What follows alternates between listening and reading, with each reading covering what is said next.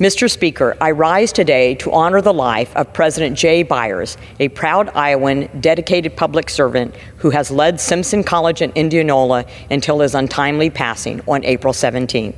Jay spent his life working to make Iowa a better place. From his years as CEO of the Greater Des Moines Partnership, where he championed economic growth across the metro, to his time as president of Simpson College, where he put his students first every single day. He brought energy, vision, and a heart to everything he did. Jay is survived by his loving wife, Katie, and their daughters, and my prayers are with them during this difficult time and the entire Greater Des Moines area and Indianola. Iowa has lost a leader, Simpson College has lost a champion, and many of us has lost a dear friend. May you rest in peace. Our prayers are with you. With that, Mr. Speaker, I yield back. The chair recognizes the member from Delaware, Representative McBride, for 5 minutes. Thank you, Mr. Speaker. The United States Postal Service isn't just a convenience. It's a constitutional promise. For more than 2 centuries, the USPS has connected every corner of this country, delivering prescriptions to seniors, paychecks to workers, and ballots to voters. And they do all of this without taxpayer funding, because it was never built for profit, but for the public good. Today, that promise is under threat. This administration's effort to privatize the Postal Service would mean higher costs, slower service, and the elimination of rural delivery, because corporations won't serve what isn't profitable. It would also mean the loss of strong middle-class jobs for over 640,000 postal workers across the country, including nearly 74,000 U.S. veterans. In Delaware alone, nearly 1,000 of my neighbors would be at risk. This isn't about efficiency. This is dismantling public services so they can prove that government doesn't work, and then hand those services to the highest bidder. We should be strengthening the Postal Service, not selling it off, because some things should serve people, not profits. Mr. Speaker, this week's travel delays and cancellations are frustrating millions, but behind the headlines is a deeper issue: a national shortage of air traffic controllers pushing a vital workforce to the brink. I recently toured the Philadelphia International Airport and met directly with controllers managing the skies above Delaware. They're working 10-hour days, 6 days a week, making split-second decisions to monitor thousands of lives at once. The pressure is relentless, and the margin for mistakes is zero. On top of all of this stress, this administration and Republicans in Congress are trying to gut their retirement security.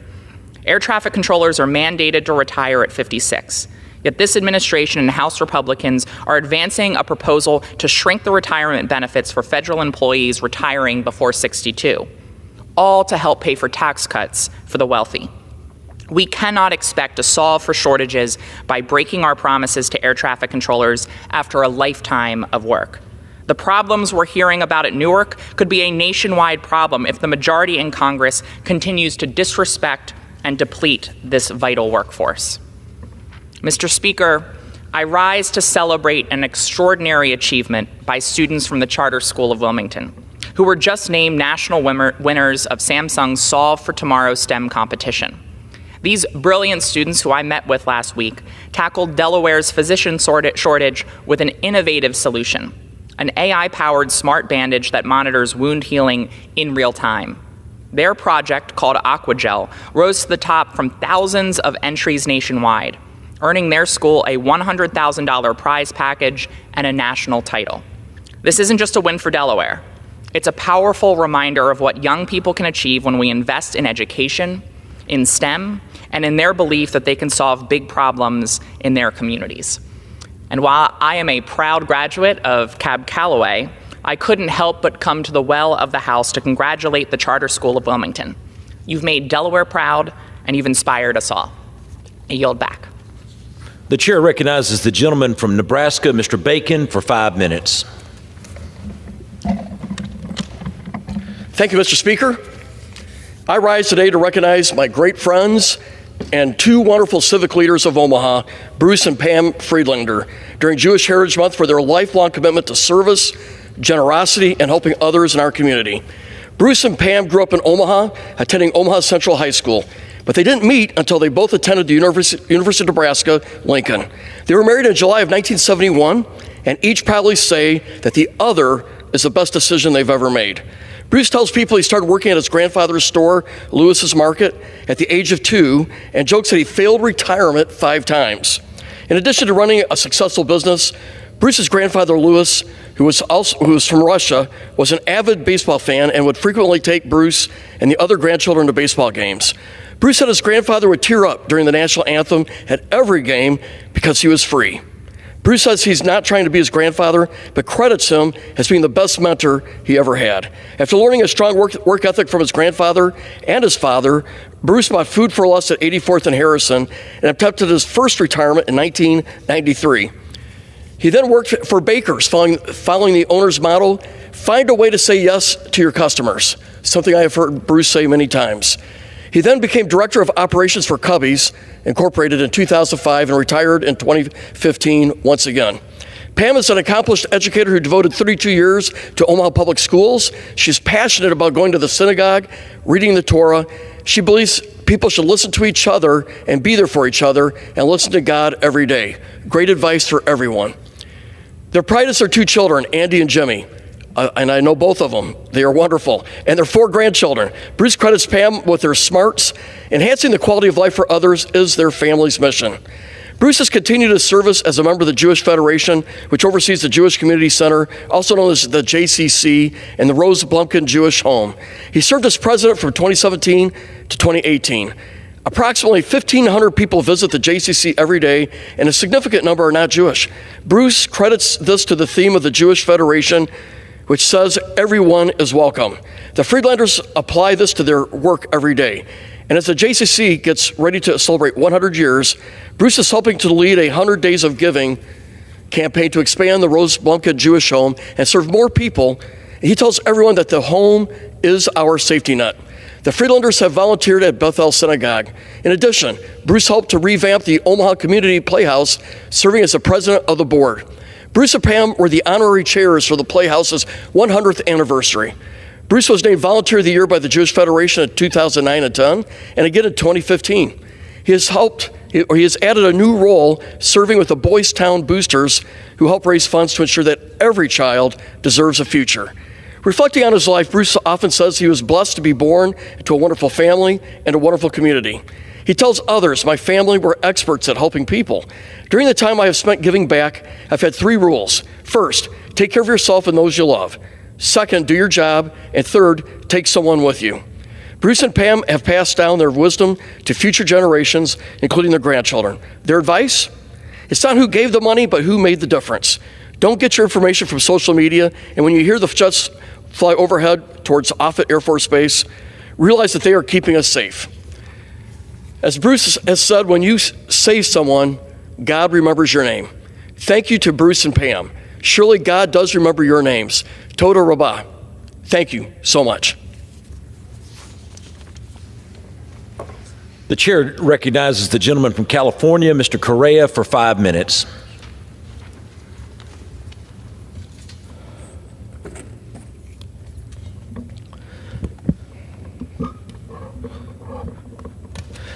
Mr. Speaker, I rise today to honor the career and service of Makiko Shidai, a Japanese Foreign Service worker who worked to strengthen the relationship between the United States and Japan.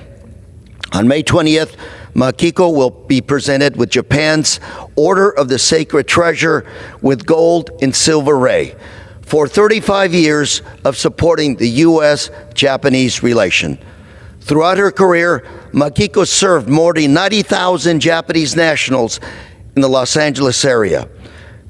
And she played a large role in the consulate's emergency response to the 1994 Northridge earthquake and again during the attacks of 9/11 on our country. My good friend and neighbor Makiko, thank you for being a role model and showing us all what the power of relationships between countries can do. Congratulations on a well-deserved honor. Thank you, Mr. Speaker.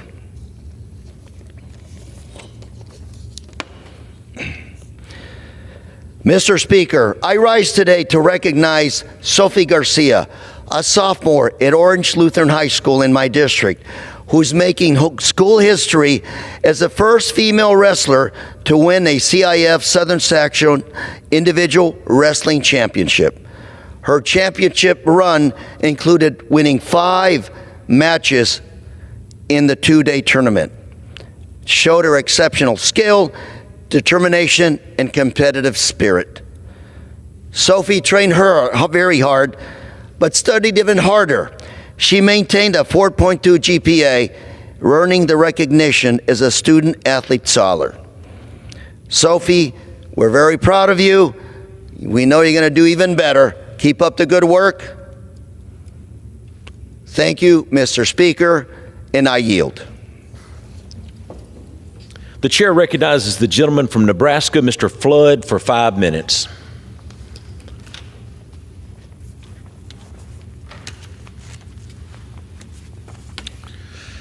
Mr. Speaker, today I rise to honor and celebrate the recent recognition of one of Nebraska's preeminent banks and a pillar of the community it serves, First National Bank Omaha, better known as FNBO.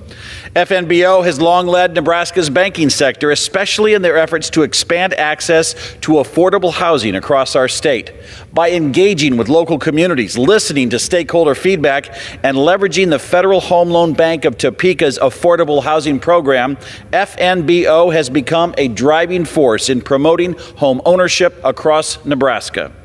Their dedication was recently recognized when FNBO was named Federal Home Loan Bank of Topeka's overall Housing Champion of the Year. Along with the honor, they received a $5,000 reward, which is going to the Nebraska Housing Developers Association. All of Nebraska is proud of the work FNBO is doing in housing. I look forward to seeing what they can do next to strengthen our communities through more affordable housing. Thank you. Mr. Speaker, today I rise to recognize and celebrate a truly historic milestone for the city of Lincoln and the entire state of Nebraska, the 100th anniversary of Bryan Health. First opening its doors in 1925, Bryan Health has grown from a hospital in Lincoln into one of Nebraska's most innovative, trusted, and patient-oriented healthcare networks. Over the past century, Bryan Health has expanded its reach and its services to meet the needs of communities in Kearney, Crete, Grand Island, Merritt County, and well beyond. Bryan Health's commitment to compassionate care and medical excellence continues to draw patients from across our state. Their enduring mission puts patients, families, and their communities first, and it has earned them the respect and gratitude of generations of Nebraskans. Congratulations once again to all of Bryan Health's staff and medical professionals for their 100 years of remarkable service and leadership in healthcare.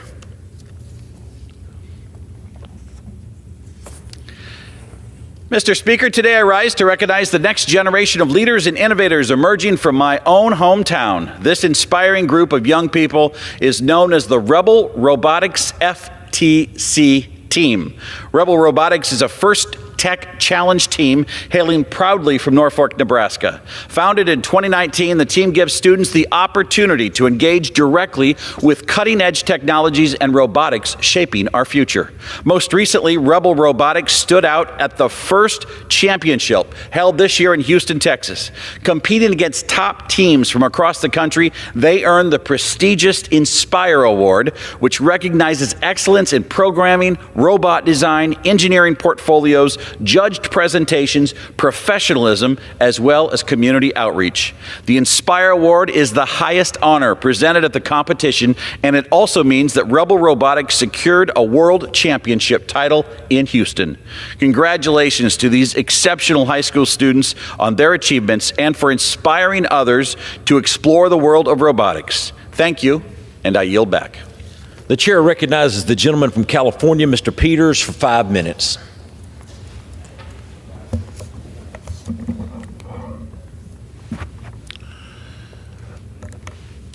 Thank you, Mr. Speaker. I rise today to recognize Dr. Margaret Leinen, who is stepping down as Director of Scripps Institution of Oceanography and Vice Chancellor for Marine Science at the University of California, San Diego. The Scripps Institution of Oceanography works to study and find solutions to our most pressing environmental challenges, such as the relationship among our oceans, climate change, and human health. Under Dr. Leinen's leadership, Scripps grew its degree programs and student enrollment, doubled its sponsored research and philanthropic funding, and furthered UC San Diego's reputation as one of the prestigious research institutions on the world stage. Dr. Leinen has shaped our ocean and climate research. She oversaw the commissioning of state-of-the-art research vessels, the opening of multiple new facilities, and she fostered Scripps' relationship with San Diego's developing blue economy industry. Dr. Leinen has also served as the U.S. Department of State Science Envoy for the Oceans to Latin America and the Pacific, and as Assistant Director for Geosciences at the National Science Foundation. I've enjoyed working with her and learning from her at the UN Climate Change Conferences, or COP. Her work has left an extraordinary mark in oceanography. I want to thank Dr. Margaret Leinen for her service. I want to wish her the best, along with all of San Diego, in her retirement. Mr. Speaker, I rise today to recognize a constituent of mine, Dr. Alessandro Sette, for being awarded the Order of Merit from the Italian Republic and being granted the status of Knight, or Cavaliere d'Italia, for his exceptional work in immunology. He was previously elected Fellow of the American Association for the Advancement of Science and the American Academy of Microbiology. Dr. Sette is a professor at the La Jolla Institute for Immunology in the Centers for Autoimmunity and Inflammation and Infectious Disease and Vaccine Research. He has dedicated his career to understanding our body's immune system and developing interventions against cancer, autoimmunity, allergies, and infectious diseases. His laboratory works to understand scientific structures called epitopes that the immune system recognizes in diseases, and he uses this knowledge to improve our immune responses. Dr. Sette's research led to the creation of the Immune Epitope Database, which is a vital source of experimental data on antibody and T-cell responses. Sette's research revealed how T-cells can fight pathogens like tuberculosis, dengue, SARS-CoV-2, pertussis, and the virus that causes Mpox. Dr. Sette and the La Jolla Institute team were the first in the world to publish a detailed analysis of our immune system's response to the coronavirus. Their research exemplifies San Diego's leading role in developing the cures and the treatments of tomorrow. I congratulate Dr. Alessandro Sette on his achievements and on this most recent distinct honor of being knighted by the Italian Republic.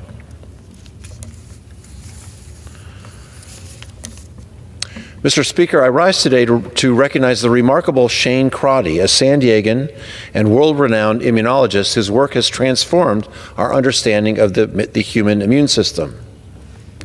Dr. Crotty's groundbreaking research into the body's response to virus was not only vital to the global fight against COVID-19, but also to the advancement of vaccines and treatments for a wide range of infectious diseases.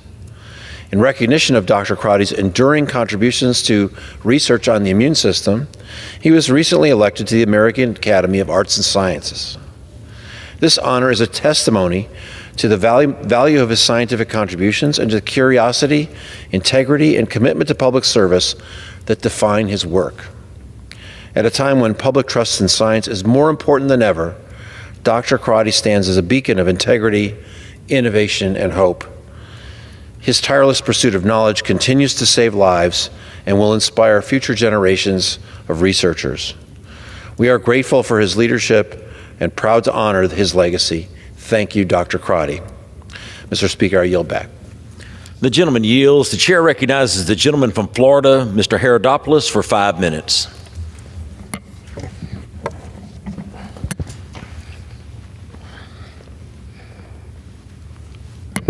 Thank you, Mr. Speaker. I keep hearing the term constitutional crisis over and over again, constitutional crisis. And candidly, the only constitutional crisis that has taken place over the last 4 years was the last administration abandoning their responsibility to defend our border and allowing over 10 million people to enter this country illegally, cutting in line over and over from people who want to come here legally and add to the American dream. We don't know who these 10 million people are, where they came from, or if they could be a danger to our community and country. On top of that, they put a strain on our social welfare system, schools, hospitals, and our law enforcement, taking away the resources from the tax-paying citizens in areas not just on the border, but around the country. When food, gas, and rent prices were going up by 20 and 30%, if not more, over that time period, the very people who were breaking the law were actually getting free things, whether it be rent, free phones, cash cards, and other things that Americans were struggling to pay for every single day. Cleaning up this mess has become our responsibility, the new majority, the new administration that has committed itself to actually keeping the promises from the campaign trail in 2024. Instead of bending over backwards, helping people who are breaking the law, they want to look at and say, how about those folks that were left behind? They were facing a constitutional crisis in the sense that their own government were not enforcing the laws of this land. So as the new administration is moving forward to deport gang members, wife beaters, and others, the real constitutional crisis is finally being defined, that America should finally stand up for the citizens that make this country great and allow people to enter this country in a legal way so they can contribute to the American dream. I'm so proud of this administration for keeping those campaign promises and working swiftly and in a smart way to deport those folks who broke the law, not just coming to this country, but once here in this country. And for a change, I think a lot of people are finally saying that the government is working for them instead of against them. And let's send this clear message that law and order means something, the constitutional means something, and we can finally end this constitutional crisis. I applaud the president for moving forward and allowing the American people to stand up, because let's just look at it candidly. When you're standing up exclusively for judges, you're not having a checks and balance system. You're putting one single judge above the American public on the popular vote, let alone the Electoral College. And I'm so glad that this House said that we're going to move forward in a thoughtful way and not allow, again, one single judge who's not elected by the people decide the policies of this government. Mr. President, thank you for your leadership. We stand with you in making sure the rule of law is finally followed and ending the constitutional crisis that existed for the last 4 years. And with that, Mr. Speaker, I yield back. The chair recognizes the gentleman from California, Mr. Cisneros, for 5 minutes.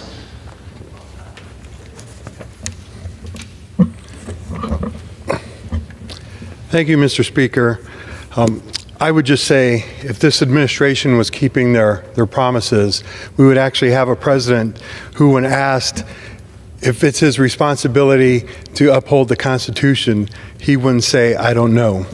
And instead of passing laws about renaming bodies of water, we would actually be doing things to help the American people.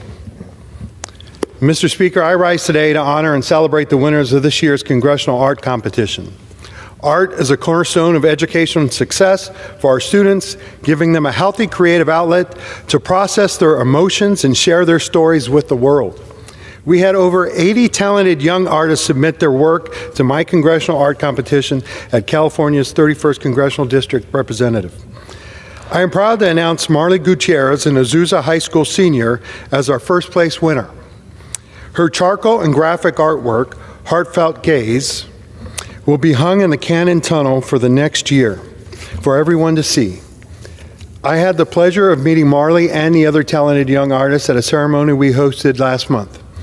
Our ceremony was held in the beautiful Vincenzo's Terrazza in San Dimas, where we celebrated with students, parents, teachers, and everyone who participated in this year's competition. It was such a joy to meet many of California's 31st bright young artists and hear about the impact art has on their lives. Congratulations again to Marley and all the students who submitted their artwork. I am so proud of each and every one of you. Thank you very much, and I yield back. The chair recognizes the gentleman from Kansas, Mr. Mann, for 5 minutes. Mr. Speaker, the big first district of Kansas is home to more than 20,000 small businesses who employ over 80% of working adults in my district. These small businesses are the backbones of our economy. Their stories, defined by sacrifice, hard work, and determination, serve as a reminder of what the American dream is all about. that anyone from anywhere can come to the U.S. the right way, work hard, make an honest living, and succeed. That's what it's all about. Many of the small businesses I represent are family-owned and operated. As a fifth generation to grow up on my family farm and feed yard in western Kansas, I understand the immense sense of pride and gratitude that comes with growing up around a family business. It's much more than a 9 to 5. It's a personal investment of endless hours to see a dream come to life. And when that dream gets off the ground, families give it their all to keep it afloat. They take pride in serving their neighbors and leaving their communities better than they found them. Our federal policies ought to help them do just that. Since I came to Congress, I've worked nonstop to make this reality. Every year, I've introduced legislation to preserve stepped-up basis and to stop far-left Democrats' farm killer tax. For decades, stepped-up basis has protected families from being forced to pay capital gains taxes on inherited assets. President Biden tried his best to remove this provision, which would have resulted in the destruction of family farms across my district and around the country. I've always and will continue to oppose any effort to impose new taxes on small, family-owned businesses, period. I fought to protect similar exemptions for students from family farms and small businesses. Last year, new FAFSA provisions altered the federal formula for student aid, counting assets in small businesses and family farms as part of the family's net worth. My Family Farm and Small Business Exemption Act seeks to correct this flaw and to level the playing field for students who come from these families. When these students are applying for higher education financial aid, assets tied up in a small business should not count against them. As their families work tirelessly to make an honest living and serve their neighbors, we should make it easier for them to succeed and pass on these businesses to the next generation. My bill evens the playing field and protects the American dream for every student. And I was proud to see it included in the bill that the House Education and Workforce Committee marked up last week. Congress should also roll back burdensome regulations that further handcuff our small businesses in an already challenging environment. For the last 4 years, our small business owners navigated regulation after regulation imposed by the Biden administration. President Biden attempted to regulate every aspect of small business owners' livelihoods if they didn't fall in line with his Green New Deal agenda. Small business owners, already struggling with sky-high inflation, begged Washington, D.C. for less regulation and more freedom to just make a living. The Republican majority has spent the last 4 months rolling back these regulations. That's what our small business owners want, and that's what they deserve. Most importantly, Mr. Speaker, over the last few months, this body will work to further support small business owners by extending the 2017 tax cuts. These historic tax cuts by President Trump during his first term ushered in an economic boom that benefited America's small businesses and the communities they serve. We have a duty to bring back the growing economy and to ensure the family businesses that are the backbone of our country can thrive again. If we fail to extend the Trump tax cuts, small businesses will see their tax rates nearly double, harming local economies and Main Street. This financial burden would limit a small business' ability to grow and force some to reduce the size of their staffs or even close their doors entirely. Americans can't afford to leave these men and women out to dry. During this National Small Business Week, we thank the hardworking men and women who make up more than 33 million small businesses across our great nation, employ nearly 62 million Americans, and equipping them to feed their families, put a roof over their heads, and clothes on their backs. I look forward to working with my colleagues in this body to see America's small business community thrive once again. If our small businesses fail, America fails, and the world cannot afford that. I recognize that over these next few weeks, we will have very difficult conversations on the best way to extend these cuts and enact President Trump's agenda, but they're conversations worth having. Mr. Speaker, America is counting on us. Thank you, and I yield back. The chair recognizes the gentleman from New Jersey, Mr. Menendez, for 5 minutes.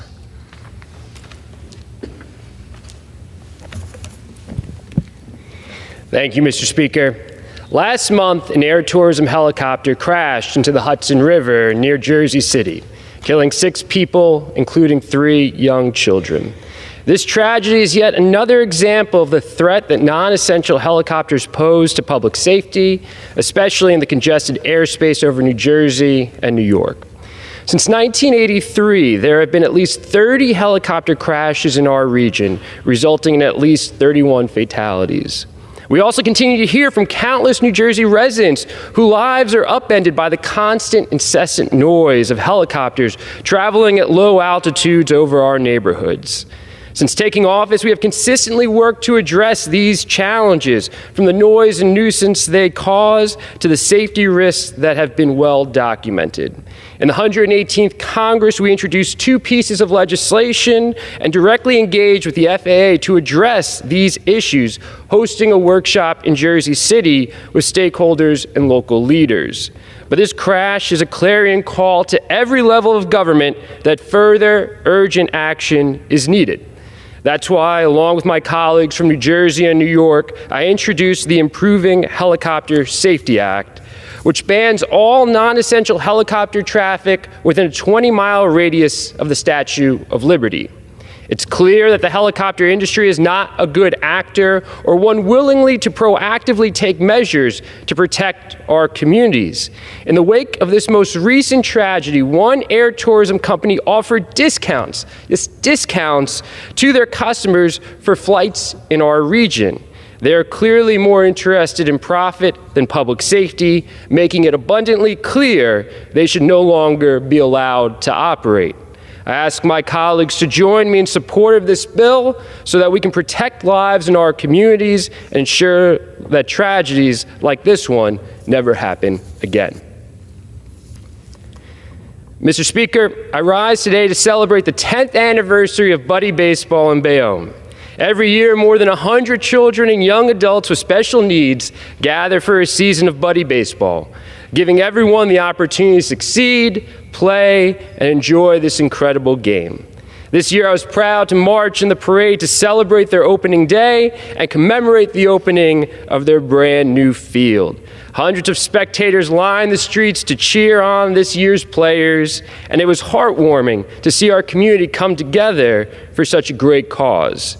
The city of Bayonne is leading the way in bringing communities together in an inclusive way, lifting up those around us and showing what we can achieve when we work together. I thank everyone who made this dream a reality and for reminding us what we can do when we come together as one in community. Thank you, Mr. Speaker, and I yield back. The chair recognizes the gentlewoman from North Carolina, Ms. Fox, for 5 minutes. Thank you, Mr. Speaker. Mr. Speaker, I rise to recognize Israel's Independence Day and 77th birthday. The United States and Israel have a binding, ironclad partnership that continues to grow stronger as the months and years go on. As President Reagan once said, quote, "For the people of Israel and America are historic partners in the global quest for human dignity and freedom. We will always remain at each other's side," end quote. Our values are one and the same, and our joint commitment to advancing freedom and human dignity will never cease. To the State of Israel and the Jewish people, I say this: we will always stand firmly alongside you. You can count on us today, tomorrow, and always. I yield back. The chair recognizes the gentleman from Pennsylvania, Mr. Muser, for 5 minutes.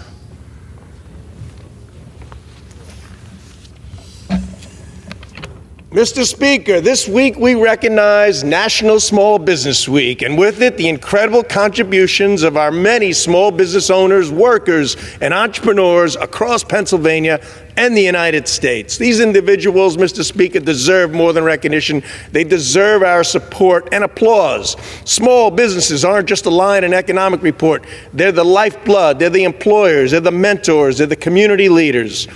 They're the ones giving to local charities and sponsoring youth sports, putting their names on the back of Little League jerseys in communities across our Commonwealth of Pennsylvania.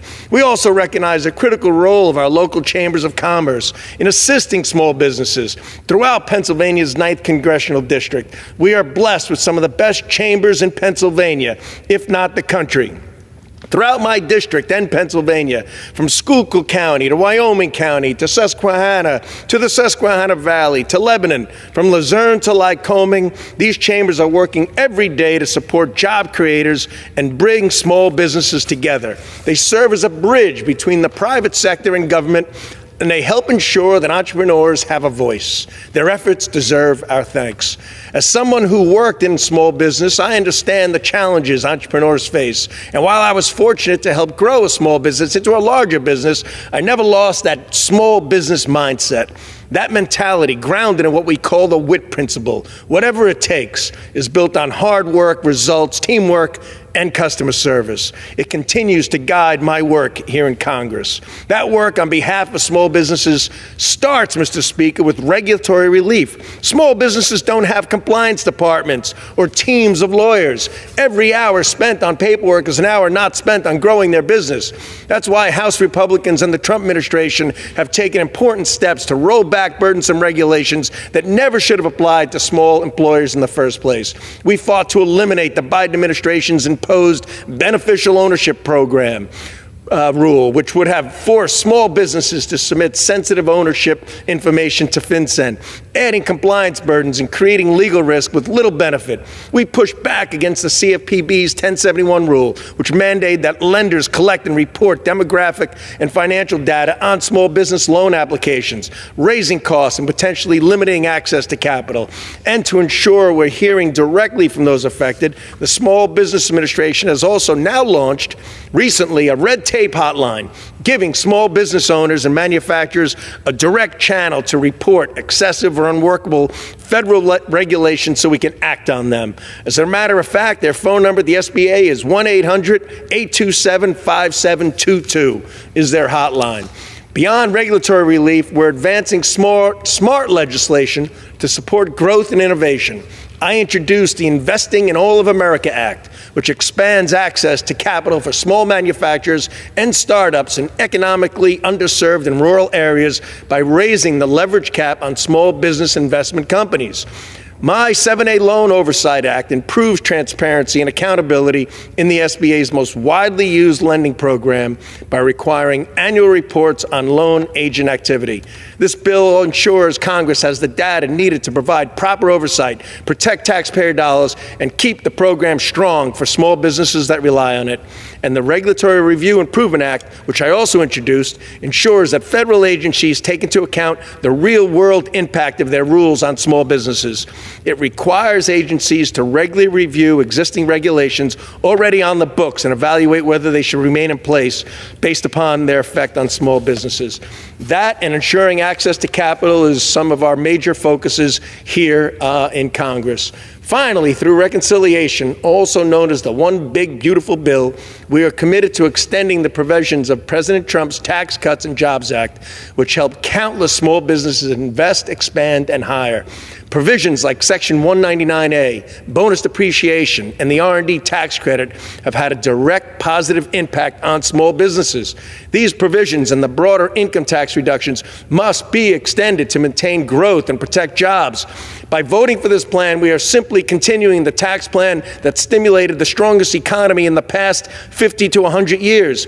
A no vote on this plan is a no vote for small business.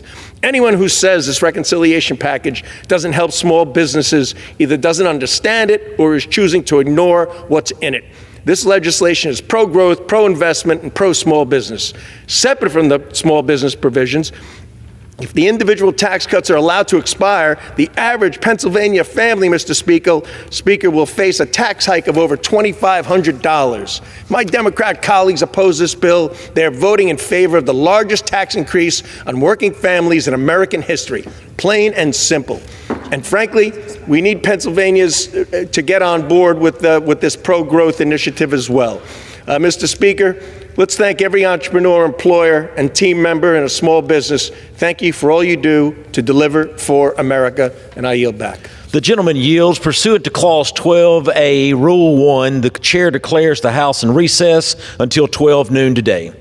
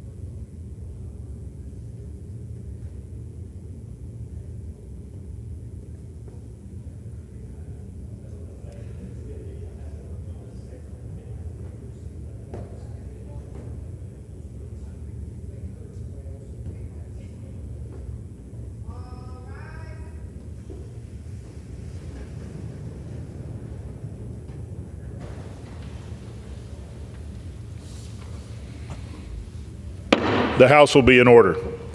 The prayer will be offered by Chaplain Kibben. Would you pray with me? We take this moment, O Lord, to bless you. With all that we are and with everything that is in us, we praise your holy name. As the heavens are high above the earth, so great is your steadfast love for those who honor you. Like a parent who has compassion for his children, have compassion on us as we seek to live according to your will and do the work you have called us to do. As our Creator, show us your grace in the fleeting moments we are given to serve you. In our mortality, there are those in this house who are battling diseases like cancer that take over their bodies and threaten to shorten their lives. We pray your healing hand over these, your servants, who continue to labor faithfully under the burden of this infirmity. In our fallibility, there are those who have made grave mistakes in their conduct, in their judgment, and in their life choices. We pray your mercy in the rebuilding of their lives and the restoration of their right living. Let us each claim anew today the promise that you are merciful and gracious, slow to anger and abounding in steadfast love. In this certainty we stand, and in your name we pray. Amen. The chair has examined the journal of the last day's proceedings and announces that to the House the approval thereof. Pursuant to Clause 1, Rule 1, the journal stands approved. The Pledge of Allegiance will be led by the gentleman from Rhode Island, Mr. Magaziner. I pledge allegiance to the flag of the United States of America and to the republic for which it stands, one nation, under God, indivisible, with liberty and justice for all. The chair will entertain up to 15 requests for 1-minute speeches on each side of the aisle. So what purpose does the gentleman from Pennsylvania seek recognition? Mr. Speaker, request unanimous consent to address the House for 1 minute and to revise and extend my remarks. Without objection, the gentleman is recognized for 1 minute. Mr. Speaker, I rise to honor the men and women in the nursing profession. This week is National Nurses Week. Every year from May 6th through the 12th, we celebrate the work and the contributions that nurses make in the healthcare field. National Nurses Week ends on Florence Nightingale's birthday, the founder of modern-day nursing. Prior to serving in Congress, I spent nearly 3 decades in the healthcare profession. There, I worked closely with nurses and saw firsthand the care, and the compassion that they showed their patients. Nursing is a science and an art reserved for those who are the most caring, giving, and passionate about helping others. Nurses provide their patients and families with comfort, compassion, guidance, and care. Mr. Speaker, we should always thank our nurses for the hard work and dedication. Please join me in recognizing the nursing community this week. And we should all be grateful for their commitment to caring for others, especially during these trying times. And a special shout out to my Aunt Jessie, who was retired now as a nurse, but cared for so many and made her way to the point where she was the executive director of the Pennsylvania Nurses Association. We're very proud of the difference that she has made. So thank you, Mr. Speaker, and I yield back the balance of my time. For what purpose does the gentleman from Rhode Island seek recognition? I ask to address the House for 1 minute and to revise and extend my remarks. Without objection, the gentleman is recognized for 1 minute. Mr. Speaker, I rise for the 5th time to bring attention to the Trump administration's failure to restore funding for food aid for malnourished children, despite their promise to do so. And I want to speak today about the biology of hunger. A 2-year-old child may weigh the same as a newborn. Their bodies stop growing, their immune systems shut down, they lose the ability to walk, and sometimes the ability even to cry. That is what severe malnutrition looks like, and it is the leading cause of death for children under 5. But there is treatment. Ready-to-use therapeutic food is a nutrient-rich peanut paste that delivers the fat, protein, and vitamin that starving children need to survive. It can save a children's life in just 8 weeks. The Adesia factory in Rhode Island has helped save 25 million lives with this food, but that work is now in jeopardy because the administration hasn't followed through on its own promises to continue funding the program. We must restore funding for emergency food aid now. Lives are at stake, and I will keep speaking on this floor until that funding is restored. I yield back. For what purpose does the gentleman from California seek recognition? I seek unanimous consent to address the House 1 minute and rise to extend my remarks. Without objection, the gentleman is recognized for 1 minute. Thank you, Mr. Speaker. It's Small Business Week, and we're getting back to the basics. Less red tape, lower taxes, and policies actually help people who run a business and hire workers. Small businesses are the building block of our economy. They do not need more interference from Washington or their home state. They need us to be out of the way of what they need to do to provide the things people actually want. That's why we're working to stop the largest tax hike in American history and make the 2017 Tax Cuts and Jobs Act provisions permanent. These lower rates help business owners grow and reinvest in their own workers. Under President Trump, we saw how lower taxes and fewer regulations actually sparked real growth. We're building on that by passing bills that support small businesses and American manufacturing in America. When Main Street is strong, our country is strong. We're going to keep doing what works and stop what doesn't, what actually hurts. That's how we get this economy moving in the right direction and actually being dedicated to the needs of the American people and the economy that drives it. I yield back. For what purpose does the gentleman from California seek recognition? I ask unanimous consent to address the House for 1 minute and to revise my remarks. Without objection, the gentleman is recognized for 1 minute. Thank you, Mr. Speaker. In 2005, the 988 National Suicide Prevention Lifeline was launched to provide 24/7 access to counseling and referrals for Americans in crisis. In recognition of these challenges, the challenges these Americans face, the 988 Lifeline provides specialty services targeted at LGBTQ youth who are at a higher risk of suicide than the population at large. According to a 2024 survey by the Trevor Project, 12% of LGBTQ youth attempted suicide in the past year. 12% of American youth in this category. Now, the Trump administration is reportedly considering eliminating these specialized support services, which would cut off the life-saving resources they provide.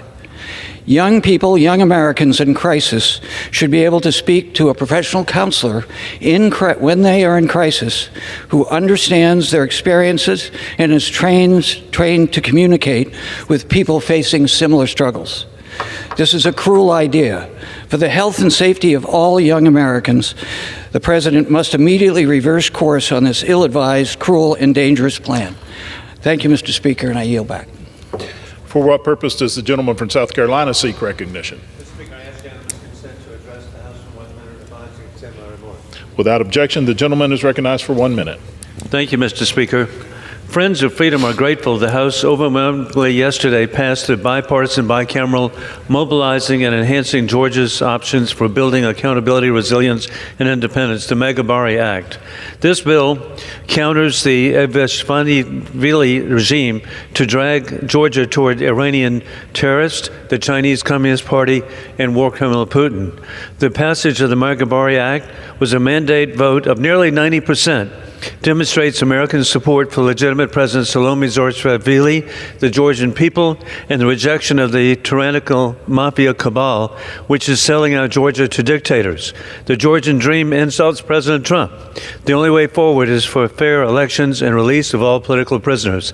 In conclusion, God bless our troops as the global war on terrorism continues. Open borders for dictators puts all Americans at risk of more 9/11 attacks imminent, as warned by the FBI. Trump is reinstituting existing laws to protect American families with peace through strength, revealing that war criminal Putin lies, subverting freedom in Belarus from the legitimate President Svetlana Sukhanskaya. I yield back. For what purpose does the gentleman from Florida seek recognition? Mr. Speaker, I ask unanimous consent to address the House for 1 minute and to revise and extend my remarks. Without objection, the gentleman is recognized for 1 minute.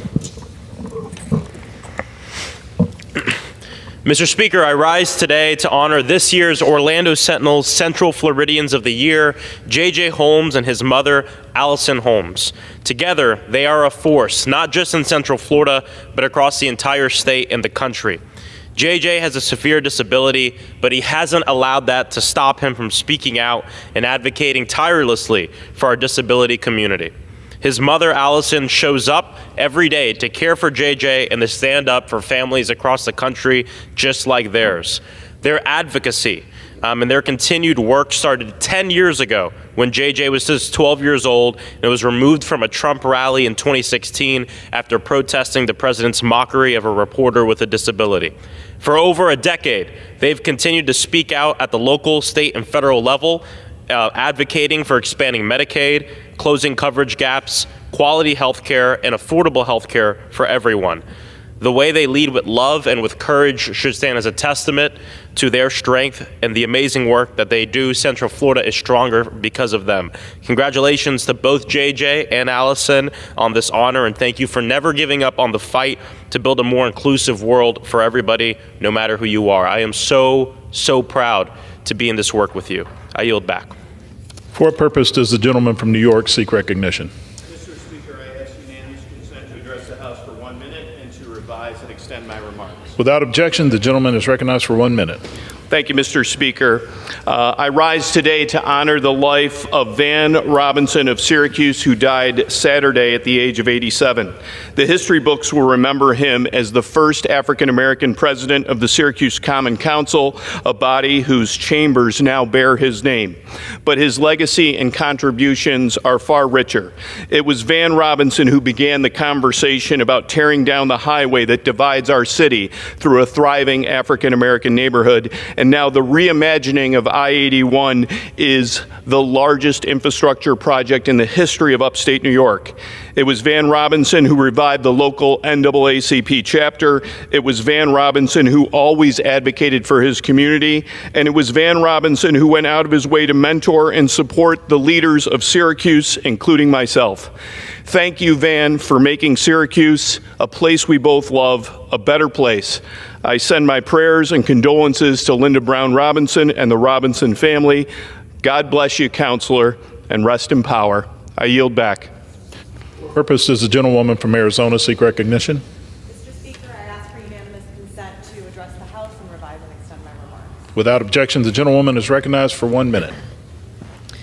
Mr. Speaker, on Sunday night, the community that I represent in Glendale, Arizona, was rocked by yet another mass shooting in America.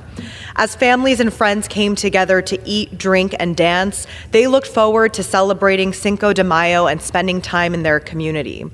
Instead, their worlds were shattered as someone with a gun fired into the crowd outside the restaurant, killing 3 people and injuring 5 more. I cannot imagine the pain and sadness that their families and loved ones now feel, and I am sending them love and strength. Every single person there will be forever impacted by the violence and trauma that mass shootings impose on communities. For far too long, we've been forced to watch as gun violence devastates our communities, and we feel unsafe going to the movies or eating out at a restaurant. One thing is clear: these acts of violence and the trauma they inflict on all of us are preventable. They are a policy choice. It's time for us to make a new choice. Common sense policy reform to regulate guns and prevent mass shootings like this one in Glendale have broad bipartisan support. It's beyond time we stand up and do something. Thank you, and I yield back. For what purpose does the gentlewoman from New York seek recognition? To revise and extend my remarks. Without objection, the gentlewoman is recognized for 1 minute. Thank you, Mr. Speaker. Today I rise to address the unfair double taxation that my constituents are facing due to the state and local tax deduction cap. Hardworking families across Long Island and across our state and many other states already face some of the highest tax burdens in the nation. For 8 years, they've been unfairly penalized and subject to double taxation. I've heard from countless hardworking families in my district over the past few years that have had to pay tens of thousands of dollars more in taxes, making their lives even more expensive and adding to the cost of living crisis on Long Island. Last year, the president came to my district and vowed to get SALT back. My constituents deserve this real relief, so let's go. I'll continue to push for a full repeal of this cap, and I urge my colleagues on both sides of the aisle to do the same. Anything less than eliminating the SALT cap and restoring the full deduction fails Long Island and fails our state. Thank you. I yield back. For what purpose does the gentleman from Georgia seek recognition? Mr. Speaker, by the direction of the Committee on Rules, I call up House Resolution 377 and ask for its immediate consideration. The clerk will report the resolution. House Calendar Number 26, House Resolution 377. Resolved that upon adoption of this resolution, it shall be in order to consider in the House the bill H.R. 276 to rename the Gulf of Mexico as the Gulf of America. All points of order against consideration of the bill are waived. The amendment in the nature of a substitute recommended by the Committee on Natural Resources, now printed in the bill, shall be considered as adopted. The bill as amended shall be considered as read. All points of order against provisions in the bill as amended are waived. The previous question shall be considered as order on the bill as amended and on any further amendment thereto to final passage without intervening motion except one. 1 hour of debate, equally divided and controlled by the chair and ranking minority member of the Committee on Natural Resources or their respective designees, and 2, 1 motion to recommit. Section 2, upon adoption of this resolution, it shall be in order to consider in the House the bill H.R. 881 to establish Department of Homeland Security funding restrictions on institutions of higher education that have relationship with Confucius institutes and for other purposes. All points of order against consideration of the bill are waived. In lieu of the amendment in the nature of a substitute recommended by the Committee on Homeland Security, now printed in the bill, an amendment in the nature of a substitute consisting of the text of Rules Committee Print 119-2 shall be considered as adopted. The bill as amended shall be considered as read. All points of order against provisions in the bill as amended are waived. The previous question shall be considered as order on the bill as amended and on any further amendment thereto to final passage without intervening motion except one. 1 hour of debate, equally divided and controlled by the chair and ranking minority member of the Committee on Homeland Security or their respective designees, and 2, 1 motion to recommit. The gentleman from Georgia is recognized for 1 hour. Mr. Speaker, for purposes of debate only, I yield the customary 30 minutes to the gentlelady from Pennsylvania, Ms. Scanlon, pending which I yield myself such time as I may consume. During consideration of this resolution, all time yielded is for the purposes of debate only. Mr. Speaker, I ask unanimous consent that all members have 5 legislative days to revise and extend their remarks. Without objection. Mr. Speaker, last night the Rules Committee met and reported a rule, House Resolution 377, providing for consideration of 2 measures. H.R. 276, the Gulf of America Act, under a closed rule. The rule provides 1 hour of debate equally divided and controlled by the chair and ranking member of the Committee on Natural Resources or their respective designees, and provides 1 motion to recommit. Additionally, the rule provides for consideration of H.R. 881, the DHS restrictions on the Confucius Institute and Chinese Entities of Concern Act to be considered under a closed rule. The rule provides 1 hour of debate equally divided and controlled by the chair and ranking member of the Committee on Homeland Security or their respective designees, and provides 1 motion to recommit. Mr. Speaker, we're here to debate a rule on 2 pieces of legislation, beginning with H.R. 276, the Gulf of America Act. Mr. Speaker, H.R. 276 is straightforward. It permanently renames the Gulf of Mexico as the Gulf of America and directs federal agencies to update their documents and maps to incorporate the new name.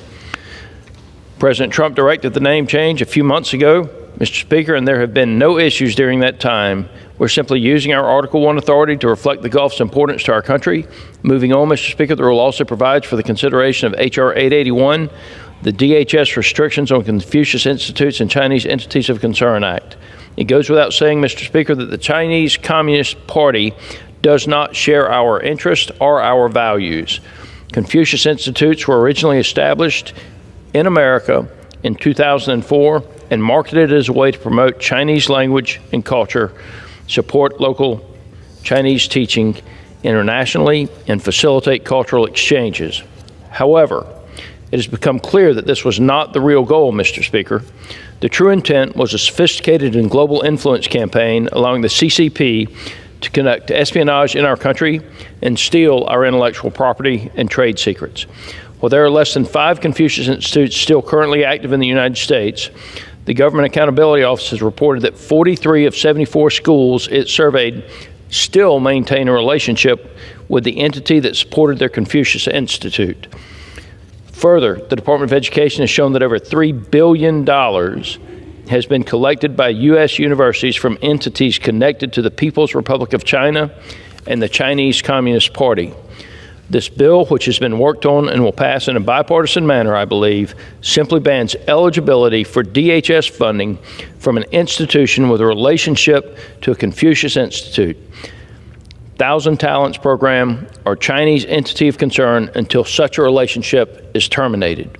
Mr. Speaker, I look forward to consideration of these pieces of legislation and urge passage of this rule. I reserve the balance of my time. The gentleman from Georgia reserves. The gentlewoman from Pennsylvania is recognized. Thank you, Mr. Speaker. As much as it pains me to say this, we're here on the House floor today because the House Republican majority has chosen to prioritize debate and passage of a bill to rename the Gulf of Mexico as the Gulf of America. That's not what my constituents think is the most important thing Congress should tackle this week or this year. And I bet it's not what your constituents think either. It's easy to mock this legislation because it's so inane and embarrassing, and we have. But its very existence and the fact that House Republicans have chosen to waste time and taxpayer dollars to bring it up for a vote is worth considering. So let's talk about the real Gulf of America, the Gulf in America, the Gulf between the ambitions and priorities of this White House, aided and abetted by the House majority, and the needs of the American people.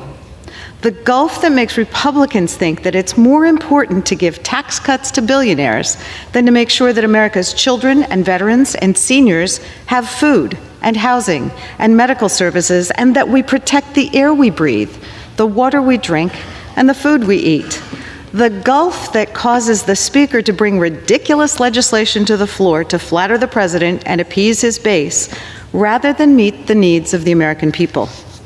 Americans want a Congress and a White House that solves problems rather than creates them. Americans aren't asking to rename the Gulf of Mexico. In fact, public polling, including on Fox, says that nearly 70% of Americans oppose that executive order and this legislation to rename the Gulf of Mexico. Like many Americans, I follow the news each day with trepidation. Many folks tell me that the chaos and missteps of this administration are too painful or upsetting to follow, and they've tuned it out, because the only guarantee we have is that every day the president or his administration will have done something dumber or more dangerous than the day before. Each day brings its own self-inflicted crisis with this White House, and millions of Americans are exhausted by it. They're pleading with their elected officials to act, to do something, anything, to bring normalcy back to this country, to bring decency back to this country. There was a time when American public life was guided by a genuine sense of duty and a converse fear of shame, but today neither appear to hold much sway. Instead, we have a White House filled with charlatans, made-for-TV personalities, con men, snake oil salesmen, grifters, billionaires, and criminals, all using the power of the federal government to enrich themselves at the expense of the American people and to punish their political opponents. Last week was President Trump's 100th day in office, a customary benchmark by which we measure the successes and failures of a new president's term. I think it's safe to say that Trump's first 100 days have been a disaster. His tariff policies are likely to cause a recession. Millions of people have seen their retirement savings evaporate. Families don't know if they're going to be afford basic goods, much less Christmas dolls. Businesses, big and small, are paralyzed by uncertainty and reducing their spending, and many small businesses may not survive. To add insult to injury, when faced with these facts, what does the president say? Deal with it. Those are the president's own words. The tariffs will be painful, but it's a price that must be paid. But paid by whom? It won't be Trump or the billionaires in his cabinet or at his golf clubs. No, it's going to be real people, people who work for a living, who will have to pay the price for his ill-conceived trade war. It's not going to be guys like Bessent or Lutnick who have multi-million-dollar mansions and fly on private planes. They'll be just fine. However, for working parents, according to Trump, maybe the kids will have $2 instead of 30, and I don't know who has $30. And maybe the moms who live in my district who will have to pay more for the stroller they use to transport their kids to daycare and doctors and the grocery store. So much for the guy who said he was going to bring down prices on day one. And it's worth noting that just yesterday in our rules markup, our Republican colleagues voted once again to keep the Trump tariffs in place. Over a month ago, they rigged the rules of the House to prevent Congress from voting to end the Trump tariffs. They literally voted to stop time, to say that for the purposes of protecting the Trump tariffs, there's only 1 day between now and the end of September. That will prevent anyone from being able to force a vote on whether to end Trump's tariffs. So they're dragging down our economy and American families with it. And that's just the terrible Trump tariffs. In these first 100 days, the administration has cut services at Social Security, fired medical staff at VA hospitals, and withheld aid to food banks, children's health programs, and community violence prevention efforts. They've waged a political war against universities and scientific research, and illegally frozen over $400 billion in congressionally appropriated funds, including billions of dollars to FEMA, to everyone from local firefighters to states that have been affected by natural disasters. This White House has issued hundreds of controversial executive orders, many of which courts have deemed illegal or unconstitutional. And every day, this administration is disappearing hundreds of people, sending them to faraway detention centers without any due process that would expose mistakes and lies about some people who are not criminals and in some cases are even citizens and therefore should not be deported. The damage that's being caused right now by this administration to our communities, to our international standing, to our national security and national fabric will take years to unwind. But eager to do their part and contribute to the chaos, House Republicans continue to find novel ways to bring this chamber to new lows. This week, Republicans are putting forward 2 bills, one that's pretty much a redundant effort to counter Confucius institutes, and another to change the name of the Gulf of Mexico to the Gulf of America. The second bill may be the dumbest bill brought to the floor during the 6 years I've served in Congress. With all of the important work this Congress should be tackling, the Speaker and House Republicans have chosen to indulge the President in a whim that the American public does not support. Frankly, if I had to vote on a bill like this, I would find it deeply embarrassing. And I know my Republican colleagues are smart people, they're not dumb, so I have to feel that they share this embarrassment. Unless they're members of a cult of personality based around a dear leader who they're required to obey or risk retribution, and upon whom they bestow endless compliments and praise in order to seek personal favors. And it doesn't matter how much damage he causes, how much money he wastes, how many lives and family he hurts. It doesn't matter if he causes a recession. It doesn't matter if he encourages influence peddling and grift with a Trump coin or his Gulf of America merch, or if he gives insider stock tips before taking executive action. House Republicans seem to always do what Trump says. So if he wants to do something as dumb as rename the Gulf of Mexico, Republicans apparently will fall in line. We'll watch them twist themselves into pretzels to come up with increasingly convoluted rationale for the president's actions. Today will surely be a masterclass in delusion. Further adding to the chaos, this month House Republicans are expected to finish drafting the text of their reconciliation bill, through which they're planning to cut health care benefits to seniors and children and people with disabilities and cut nutrition assistance to the poor, in order to pay for a huge tax giveaway to billionaires and big business. Despite more than 40 years of empirical evidence showing that Republicans' trickle-down economics are a resounding failure, Republicans are nonetheless pushing ahead with their party orthodoxy. We have more than enough evidence that trickle-down economics does not work. It doesn't help the middle class, it doesn't create jobs, it doesn't increase business investment, and it doesn't grow the economy. What these policies actually do is allow companies and their shareholders to pocket more profits at the expense of everyone else. It's because of trickle-down economics that we now have some of the most extreme income inequality in this country in our nation's history. To pay for this giveaway to the rich, Republicans are going to take away health care benefits and food assistance and cut critical federal investments in our local communities, in our democracy, in the environment, and in our national security. Also, millionaires and billionaires can get an extra buck. It's horrifying, it's immoral, and it's un-American. Unlike many of my Republican colleagues, I have participated in multiple town halls this year to hear from my constituents. One message that I hear consistently is that people are scared. These are good, honest, hard-working Americans who in one way or another have been forced to rely on Medicaid or Medicare or SNAP or WIC or Head Start or Social Security or LIHEAP in order to make ends meet for their families. And they're rightfully scared that Republicans are planning to gut those programs. We'll surely hear all kinds of mental gymnastics from our colleagues about how millionaires really need that extra tax cut, or how cutting Medicaid won't really lead to a loss of coverage or service. We'll hear tortured arguments from Republicans to hide what they're really doing. When you take a step back and look at everything that's happening, this White House, in concert with Elon Musk and congressional Republicans, have put the country on a dark and troubling path, a fear-based path. It's leading us to a place that has more in common with Stalin's Russia than the free society envisioned by our founding fathers. It's heartbreaking to see the lengths to which some people will go to destroy the ideas and institutions that for decades have made this country great. Mr. Speaker, I think it goes without saying that I rise in strong opposition to this rule, and I reserve the balance of my time. The gentlewoman reserves. The gentleman from Georgia is recognized.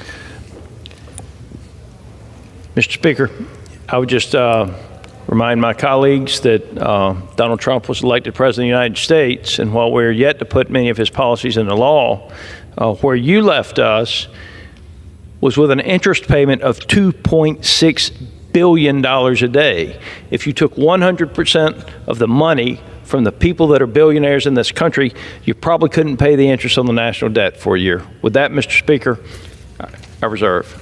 The gentleman from Georgia reserves. The gentlewoman from Pennsylvania is recognized. Mr. Speaker, I would yield 4 minutes to the gentlewoman from Texas, Ms. Johnson. The gentlewoman's recognized. Thank you, Mr. Speaker, and I thank the gentlewoman for yielding her time. I rise in opposition to this complete waste of time, the Gulf of America Act. While Americans are struggling with real problems, while Trump is trampling over the constitutional rights of the citizens he swore to protect, Republicans are wasting this chamber's time with performative nonsense. Here's the choice this comes down to. We could focus on helping 40 million Americans saddled with medical debt, or we could rename the Gulf of Mexico.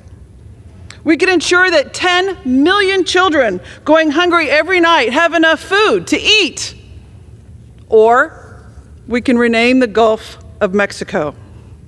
We could address our nation's highest maternal mortality rate, where women are dying in this country every day while giving birth, or we can rename the Gulf of Mexico. We could address our nation's lack of affordable housing, where families are struggling to find safe shelter, or we can rename the Gulf of Mexico.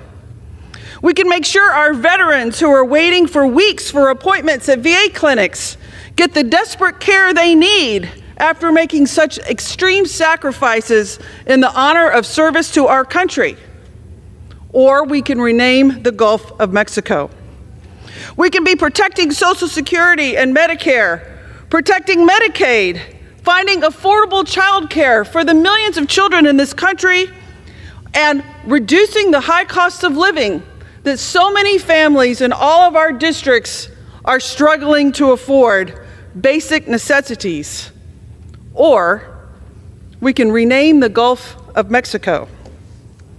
Republicans have made their choice. They want to focus on renaming a body of water that doesn't need renaming instead of the emergent needs that the people we all represent. And the bill's co-sponsor, the woman from Georgia, in her district, 1 in 5 residents live below the poverty line.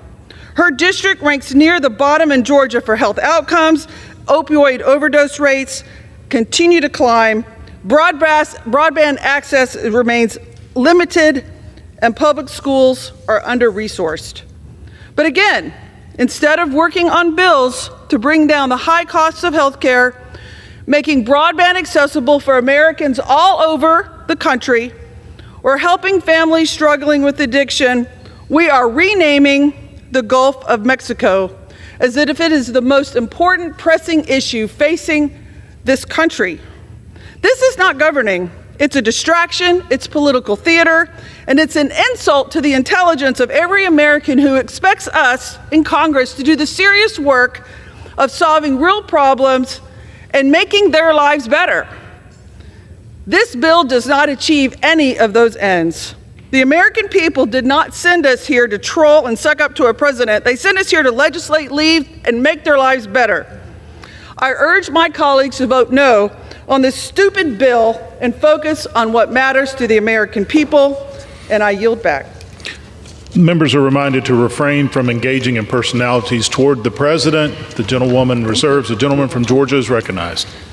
Mr. Speaker, I would just like to point out that in the state of Georgia, in the district that was referenced, 68% of the voters in that district, as patriots, voted for Donald J. Trump to be president of the United States because they don't believe they need a federal government to micromanage their life. And with that, Mr. Speaker, I reserve the balance of my time. The gentleman reserves. The gentlewoman from Pennsylvania is recognized. Thank you, Mr. Speaker. You know, in January, when House Republicans, Senate Republicans as well, punted once again on passing a budget and instead passed a continuing resolution, they forgot to include the funding to operate the District of Columbia. The Senate moved to rectify that mistake and has passed a bill to fix it. And the president has said that he will sign that bill. The mayor from D.C. has repeatedly spoken to House Republicans about the urgency of fixing the city's budget. The clock is ticking, and if the fix isn't passed, D.C. will have to lay off hundreds of teachers and police officers and curtail critical services in the district. But while this is going on, House Republicans are instead using floor time to prioritize removing the long-finned smelt from the endangered species list, to rename the Gulf of Mexico, and to do other, frankly, stupid messaging bills like those we're considering today. So the Speaker may claim that it's just a matter of schedule, but clearly this is once again the gulf in America between what Americans, what the people who live in D.C., what most of the country thinks is important, and what House Republicans are willing to do. I reserve. The gentlewoman reserves. The gentleman from Georgia is recognized. Mr. Speaker, I would remind you that the Chinese Communist Party is no longer an economic adversary. They're an enemy. And they have been very creative in the way they've embedded themselves into the university systems in this country. This rule gives us a vote on kicking them the rest of the way out of this country. And I think, Mr. Speaker, that that's going to pass in a very bipartisan manner. So with all the annex and yelling and screaming and pointing the fingers, I just want to remind you there's a very serious piece of legislation to deal with the Chinese Communist Party in this rule that I believe will pass in very much a bipartisan manner. And with that, Mr. Speaker, I reserve. And reserves. The gentlewoman from Pennsylvania is recognized. Thank you, Mr. Speaker. If we defeat the previous question, I will offer an amendment to the rule to bring up H.R. 2753, the Hands-Off Medicaid and SNAP Act, which will prevent the Republican budget from cutting Medicaid or SNAP benefits. Mr. Speaker, this week the House is voting to rename the Gulf of Mexico as the Gulf of America. I'm not joking. This is what House Republicans are spending their time doing publicly. But privately, behind closed doors, according to reports, Republican leadership is meeting with vulnerable moderate Republicans to try to sell them on trading devastating cuts to Medicaid for tax cuts for billionaires. Under their plan, they have to cut $880 billion from Medicaid and $230 billion from food assistance just to make the math work for their disastrous reconciliation bill. Mr. Speaker, what's worse is they continue to argue that they aren't doing that. But the math doesn't lie. They can't reach the levels of billionaire tax cuts they want without gutting vital programs like Medicaid and SNAP, programs that the most vulnerable in our country rely upon. Republicans are publicly claiming that they won't make those cuts, so today I'll give them a chance to prove that. to the American people by putting their money where their mouths are and voting to ensure those devastating cuts can't move forward in this House. Mr. Speaker, I ask unanimous consent to insert the text of my amendment into the record, along with any extraneous material, immediately prior to the vote on the previous question. Thank you. So I will urge a no vote on the previous question, and I'll reserve my time.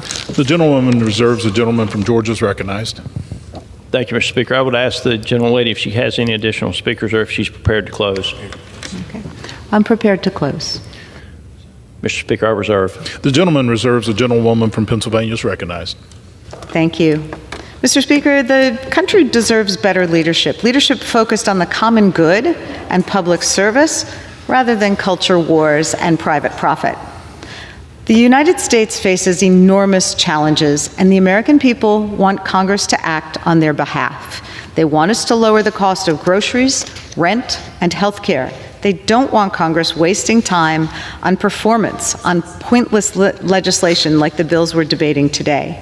The American people want real solutions. They want their elected officials to collaborate, to govern with decency and discipline in ways that benefit the American people, not deep-pocketed donors.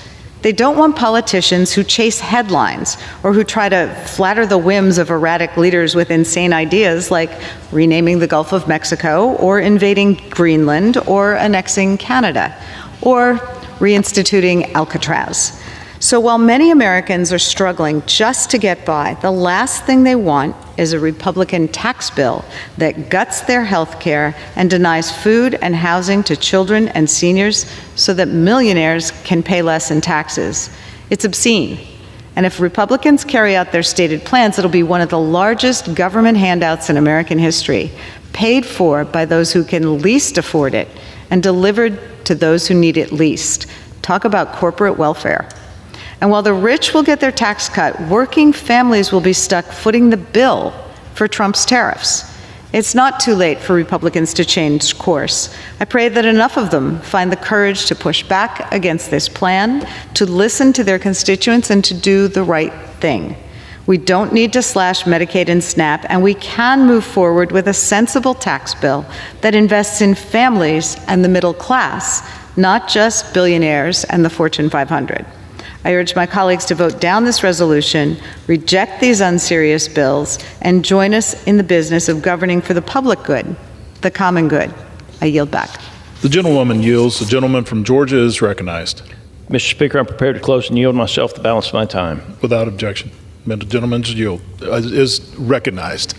Mr. Speaker, we've heard a lot over the last few minutes about the $2.6 billion a day interest payment that the Democrats under Joe Biden's lead left the United States citizen with. And now we hear their demand that we allow the current tax rates to expire, thereby raising taxes on virtually every American citizen. It's very convenient that they say billionaires, now they've acknowledged millionaires, but just factually speaking, if the tax rates are allowed to expire, virtually every American that works would receive a tax increase. We as Republicans are committed to stopping that. But today and this week, the House has the ability to advance two pieces of legislation under this rule. H.R. 276, the Gulf of America Act, which simply reflects the Gulf's importance to our country, the United States of America. And H.R. 881, the DHS Restrictions on Confucius Institutes and Chinese Entities of Concerns Act, which puts our national security first and bans eligibility for DHS funding from an institution with a relationship to a Confucius Institute, Thousand Talents Program, or Chinese entities of concern until such relationship is terminated. Mr. Speaker, the Chinese Communist Party is our enemy. That is a decision that they have made. I urge my colleagues to join me in voting yes on the previous question and yes on the rule. Mr. Speaker, I yield back the balance of my time and move the previous question on the resolution.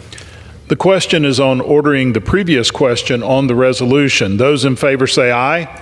Aye. Those opposed, no. In the opinion of the chair, the ayes have it. I would request a recorded vote. The yeas and nays. The yeas and nays are requested. Those favoring a vote by yeas and nays will rise. A sufficient number having risen, the yeas and nays are ordered. Pursuant to Clause 8 of Rule 20, further proceedings on this question will be postponed. Pursuant to Clause 12A of Rule 1, the Chair declares the House in recess, subject to the call of the Chair.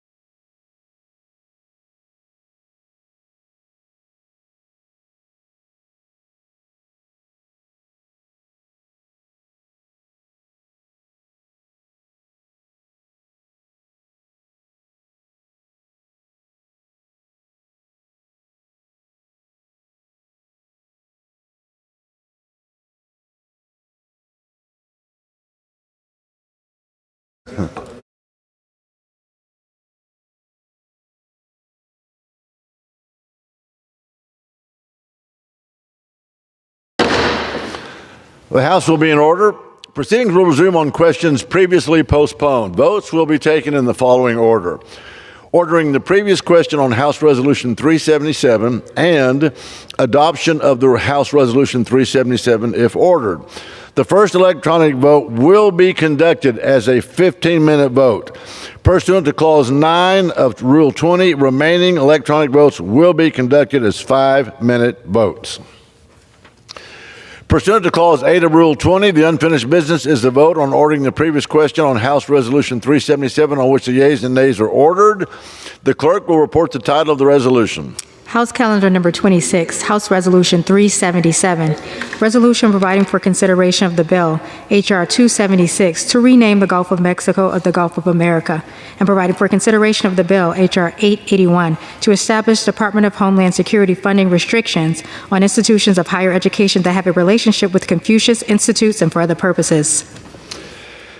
The question is on ordering the previous question. Members will record their votes by electronic device. This will be a 15-minute vote.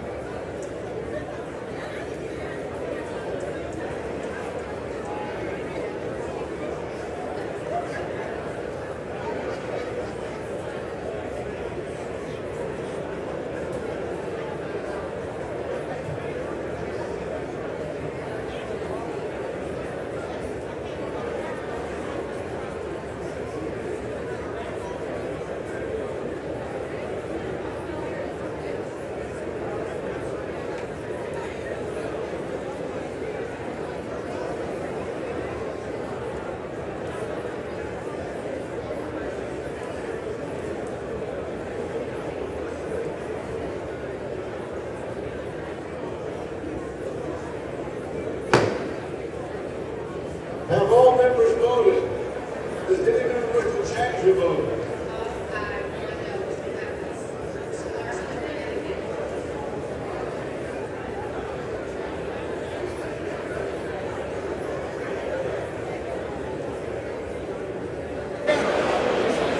On this vote, the yeas are 190.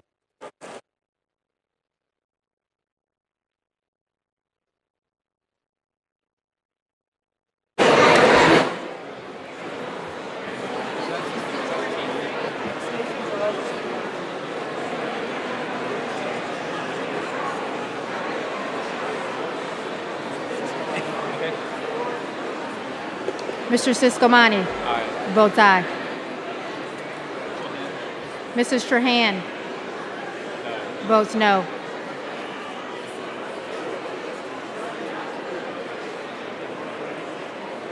Mr. Lauro? No. Votes no.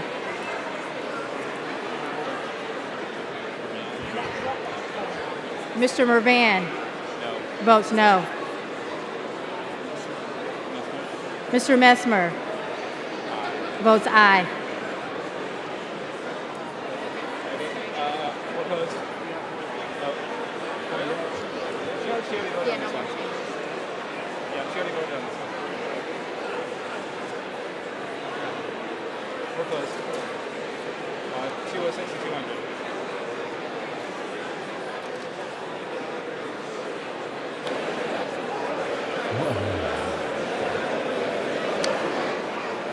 On this vote, the yeas are 206 and the nays are 200. The previous question is ordered.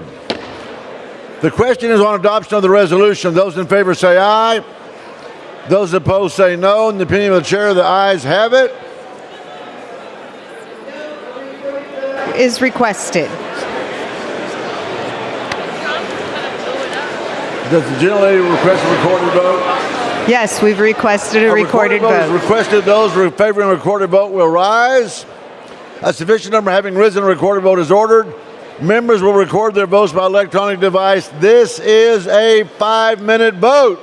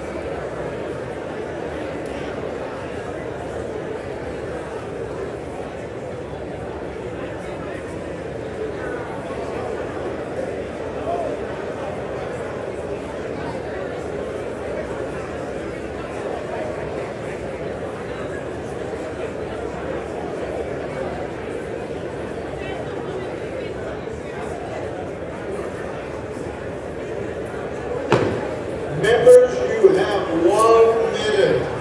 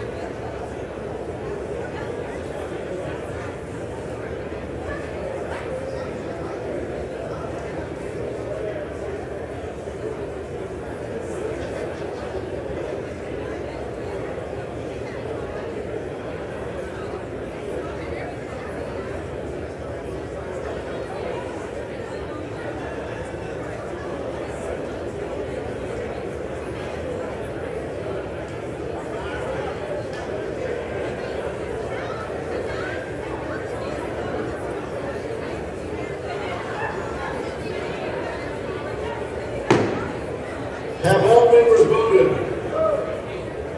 Does any member wish to change your vote?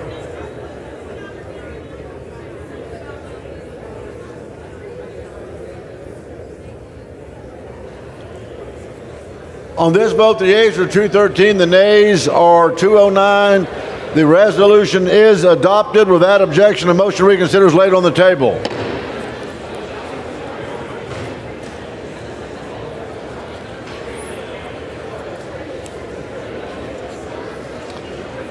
The chair lays before the House the following enrolled joint resolution. House Joint Resolution 42, Joint Resolution providing for congressional disapproval under Chapter 8 of Title 5 United States Code of the rules submitted by the Department of Energy relating to Energy Conservation Program for appliance standards, certification requirements, labeling requirements, and enforcement provisions for certain consumer products and commercial equipment.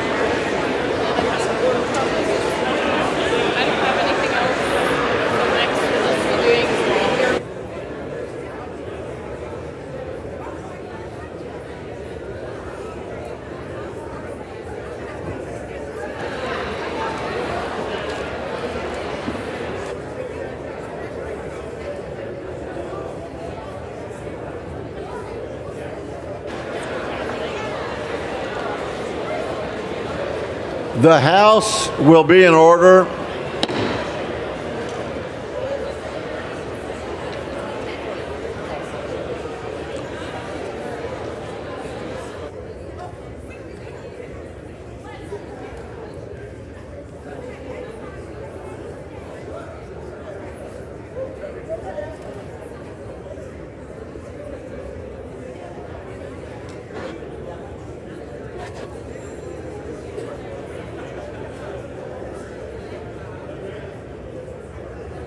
Hey, Mike, what's going on? Doing well, my friend. How are you?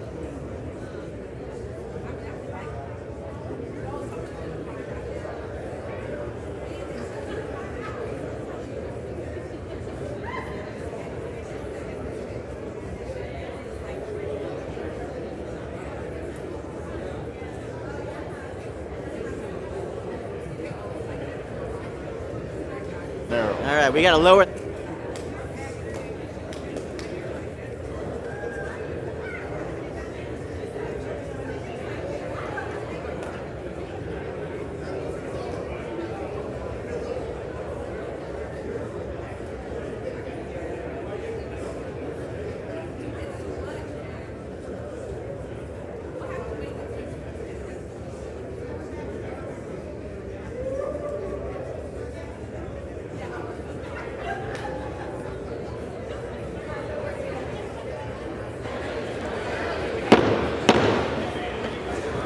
The House will be in order.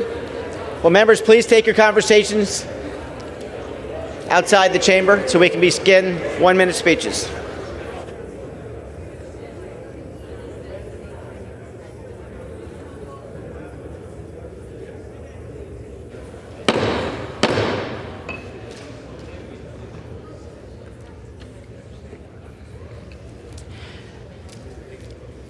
We have a What purpose does the gentlewoman from Minnesota seek recognition? Request unanimous consent to address the House for 1 minute and revise and extend my remarks. Without objection, the gentlewoman from Minnesota is recognized for 1 minute. Thank you, Mr. Speaker. And Mr. Speaker, I rise today to congratulate Kumara Jayasuriya on his remarkable tenure as the president of Southwest State, Minnesota. Under President Jayasuriya's leadership, SMSU thrived. In a period where most Minnesota schools saw an enrollment drop, SMSU's rose to nearly 20%. Just last year, the university recorded its highest enrollment in 14 years, and I am incredibly grateful for what he has done to improve higher education in Western Minnesota and to protect the legacy of a respected institution. President, congratulations on your retirement, and I wish you all the best in your future endeavors, and it has been an absolute pleasure to work with you to advance SMSU. I yield back. Again, will members please take your conversation to the back of the room? For what purpose does the gentleman from Virginia seek recognition? Without objection, the gentleman from Virginia is recognized for 1 minute. Thank you, Mr. Speaker. To the more than 3.8 million educators across the country, I want to wish you a happy National Teacher Appreciation Day. I know our teachers work tirelessly to provide our students with an education that opens the door to opportunity, and I'm sure everyone in this body can think of a teacher that profoundly impacted their lives. And despite working long hours and not always with a salary that reflects the work that they do, our teachers in Virginia have made sure that Virginia schools consistently rank high in the country for K-12 performance and test scores and even safety. And over 92% of our students here in Virginia graduate high school in 4 years. And we have amazing teachers to thank for that. And so we want to make sure our teachers are being paid what they're worth, have the support they need in the classroom, and have the access to all the resources they need to do their jobs. So to all the teachers out there, happy National Teacher Appreciation Day. And I yield back. For what purpose does the gentleman from Georgia seek recognition? Ask unanimous consent to address the House for 1 minute to revise and extend my remarks. Without objection, the gentleman from Georgia is recognized for 1 minute. Mr. Speaker, I rise today to recognize Dr. William Clark, who is stepping down as chair of the Okefenokee Swamp Park Board of Trustees after 15 years of hard work and dedicated service. Since 2010, Dr. Clark has advanced the mission of the Okefenokee Swamp Park, promoting a community connection with nature and preserving its ecological health through stewardship, education, and outdoor recreation. While serving as chairman, Dr. Clark was instrumental in expanding the park's mission to promote tourism and education. Under his leadership, the park strengthened partnerships with organizations such as the University of Georgia, focusing on conservation efforts to maintain the swamp's native alligator population. He was instrumental in expanding ecotourism by acquiring the visitor's concession at the Okefenokee National Wildlife Refuge headquarters and the nomination by the U.S. Department of the Interior as the next American World Heritage Site. After his successful tenure in this role, Dr. Clark has expressed enthusiasm for this transition and remains confident in the ongoing excellence of the Okefenokee Swamp Park Board. Thank you, Dr. Clark, for your commitment to improving the Okefenokee Swamp Park, and I wish you the best in your future endeavors. Thank you, Mr. Speaker, and I yield back. For what purpose does the gentleman from New York seek recognition? Mr. Speaker, I ask for unanimous consent to address the House for 1 minute and to revise and extend my remarks. Without objection, the gentleman is recognized for 1 minute. Thank you, Mr. Speaker. This week is National Teacher Appreciation Week. My gratitude for teachers far surpasses 1 minute of time. Our nation is a better place because of the work teachers do every day to teach the next generation and arm them with the skills that are needed to succeed. My favorite teacher was Rayella B. Healy, who taught my 8th grade algebra class in Mount Vernon, New York in 1966. She was tough, and she did not give out easy grades, and I did not get a particularly good grade, but she taught me concepts that I remember to this day. Teachers are increasingly asked to do more in addition to teaching. They check in on the well-being and mental health of their students. They make sure that students get enough to eat during school meals and have notebooks and pencils and crayons. They're advocates in front of school boards to prevent cuts to funding and to resources. There is a famous saying, to teach is to touch a life forever. Thank you, teachers, for the lives that you continue to touch and shape. As former students and parents of students, we are forever grateful. Thank you, Mr. Speaker, and I yield back my time. For what purpose does the gentleman from Florida seek recognition? Mr. Speaker, I ask for unanimous consent to address the House for 1 minute and to revise and extend my remarks. Without objection, the gentleman is recognized for 1 minute. Thank you, Mr. Speaker. Today I rise to recognize a valued member of my staff and a true American hero, Mr. Keith Van Buren. Keith's service to the United States Army reflects the very best of sacrifice and devotion to our nation. While deployed in Afghanistan, Keith was severely wounded when his vehicle was struck by an IED in Logar Province, and for his bravery, he was awarded the Purple Heart, the Bronze Star Medal, and the Combat Infantry Badge.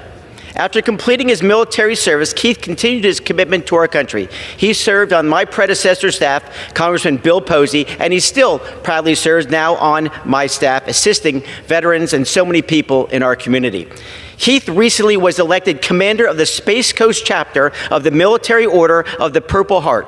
In his role, he will continue the proud tradition of honoring local heroes who have sacrificed in the line of duty. Congratulations, Keith, and I salute Keith Van Buren for his courage, his service, and his unwavering dedication to our state, our nation, and to our district. Thank you, Keith, for your service.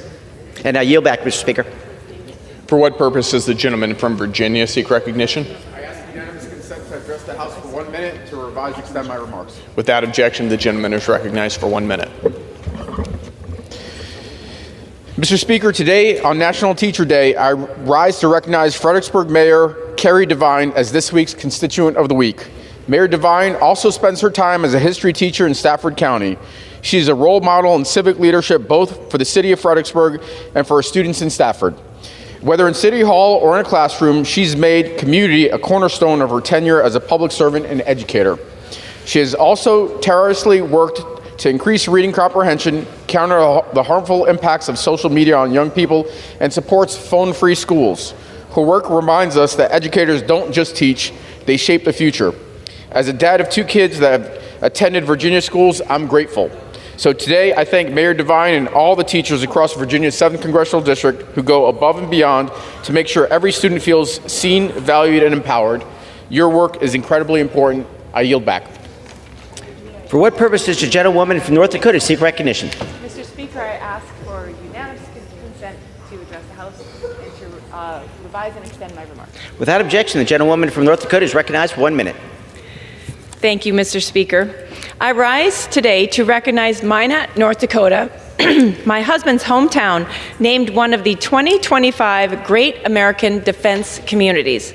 Only 3 cities across the nation received this honor, reflecting the remarkable commitment the people of Minot have shown to the men and women stationed at the Minot Air Force Base.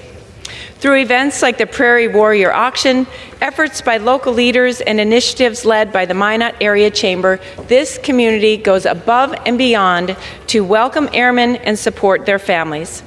Whether it's raising funds to send airmen home for the holidays or educating the nation on nuclear deterrence, Minot leads with pride and purpose.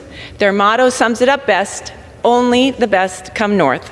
Again, congratulations to the City of Minot on this well-earned recognition, and thanks to this amazing community for standing behind our military every day. Mr. Speaker, I yield back. For what purpose does the gentleman from North Carolina seek recognition? Mr. Speaker, I ask for unanimous consent to address the House for 1 minute. Rise and extend. Without objection, the gentleman from North Carolina is recognized for 1 minute.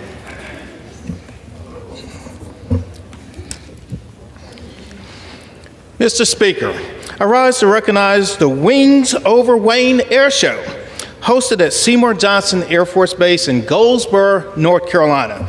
It was an incredible event that showcased pride, professionalism, and precision of our Air Force and brought our community together on Military Appreciation Day. Seymour Johnson is a pillar in our community that drives our local economy and brings us pride and joy. The base reflects the deep bond between service members and the people of Eastern North Carolina. With the roaring of the Thunderbirds, Wings Over Wayne celebrated freedom, patriotism, and community. I thank the men and women who continue to serve our country. You make us extremely proud. Thank you, Mr. Speaker. I yield back. For what purpose does the gentleman from Texas seek recognition? Speaker, I ask for unanimous consent to address the House for 1 minute and rise and extend my remarks. Without objection, the gentleman from Texas is recognized for 1 minute. Thank you, Mr. Speaker. I rise today to recognize a tremendous honor for the heart of Texas's 26th Congressional District. Flower Mound, Texas, named the best place to live in America. My family and I are blessed to call it home. The distinction didn't come from luck. It came from leadership, from vision, from a community where hometown charm meets national excellence. And Flower Mound top-tier schools set the standard. Green spaces stretch for miles, and small businesses like Flurry's Market and Provisions bring neighbors together. It's a town where families plant roots, where freedom is felt, and where opportunity isn't just a promise. It's a way of life. At the heart of Texas 26, Flower Mound shows what happens when faith, family, and hard work form the foundation of a community. I congratulate the local leaders whose dedication made this recognition possible. Flower Mound isn't just the best place to live in America. It's proof that the American dream lives right here in North Texas. Mr. Speaker, I yield back. For what purpose does the gentlewoman from Maryland seek recognition? Mr. Speaker, I ask for unanimous consent to address the House and to rise and extend my remarks. Without objection, the gentlewoman from Maryland is recognized for 1 minute. Mr. Speaker, I rise today to urge my colleagues to support my bipartisan, bicameral legislation, H.R. 3159, the Improving SCRA Benefit Utilization Act. The Service Members Civil Relief Act includes a specific benefit that caps interest rates on pre-service debts, like mortgages, credit cards, and auto loans at 6%. Unfortunately, too few active duty service members even know about this hard-earned benefit, let alone use it. My bill would address this knowledge gap by expanding military financial literacy programs. It would also require details of existing SCRA benefits on military activation orders. Under H.R. 3159, creditors would be required to automatically apply the 6% cap to all accounts on active service member holds, instead of requiring military members to request the cap account by account as they prepare to enter duty service.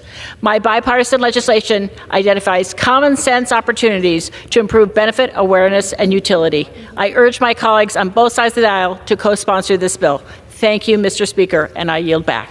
For what purpose does the gentleman from Kentucky seek recognition? Without objection, the gentleman from Kentucky is recognized for 1 minute. Thank you, Mr. Speaker. Many parts of Kentucky are just now recovering from a devastating flood that we saw a few weeks ago. I want to thank the first responders who were first on the scene, thank our utility crews who worked day and night to restore utilities. And I want to let the families who lost everything know that anything my office can do to be of any assistance, don't hesitate to reach out. We've had President Trump sign a declaration for individual assistance. FEMA should be on the ground working with families to try to help identify any type of assistance that the families in need can qualify for. And I want to encourage FEMA to continue to work with the local governments to ensure that the heavy burden of debris removal is reimbursed by the federal government. And that's something that my office will continue to ensure to see that happen. So we've had devastating floods. The government's responsibility is to help those in need, and that's what we expect to do. So, Mr. Speaker, I just wanted to make that point loud and clear and hope that we can continue to work through the recovery phase. I yield back. For what purpose does the gentlewoman from New Mexico seek recognition? Good afternoon, Mr. Speaker. I ask for unanimous consent to address the House and to revise and extend my remarks. The gentlewoman is recognized for 1 minute. Mr. Speaker, Donald Trump says that he isn't sure if he needs to uphold the Constitution. And it's clear to all of us from his attacks on the courts, the rule of law, our democratic institutions, our civil and legal rights, an open and free press, the dismantling of federal agencies, and attacks on our communities, that indeed he does not know what his constitutional duties are. So I have to say, Mr. Speaker, we are a nation of laws, a nation governed by a constitution of the people, by the people, and Donald Trump and his administration are not above the law. We will hold them to account, and that is why we are here every day fighting back, pushing back, and defending our democracy and the rights of the American people. I yield back. For what purpose does the gentlewoman from Michigan seek recognition? Mr. Speaker, I rise to address the House floor for 1 minute and to revise and extend my remarks. Without objection, you're recognized for 1 minute. Thank you, Mr. Speaker. I rise today to recognize the tireless dedication of our public servants. Michigan is seeing the real-time impact of President Trump and Musk's mass firings. I have heard and seen people's fears firsthand at my town halls because civil servants are the quiet force behind the services that hold our communities together.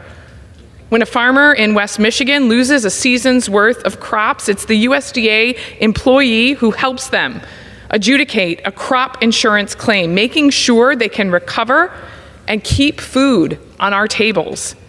Public servants are the problem solvers, neighbors, and first responders in times of crisis. They protect our food supply, ensure veterans receive their benefits, and respond when disaster strikes. These are the people who have devoted their careers to making our country better. We must continue to honor and support our public servants, not only during Public Service Recognition Week, but every week. Let us do right by them and the American people they serve. Mr. Speaker, I yield back. For what purpose does the gentleman from Maryland seek recognition? Mr. Speaker, I ask unanimous consent to address the House for 1 minute to revise and extend my remarks. Without objection, the gentleman from Maryland is recognized for 1 minute. Thank you very much, Mr. Speaker. Mr. Speaker, a lot of times on this floor and in the press, you hear about how the Republicans somehow are cutting Medicaid or slashing Medicaid.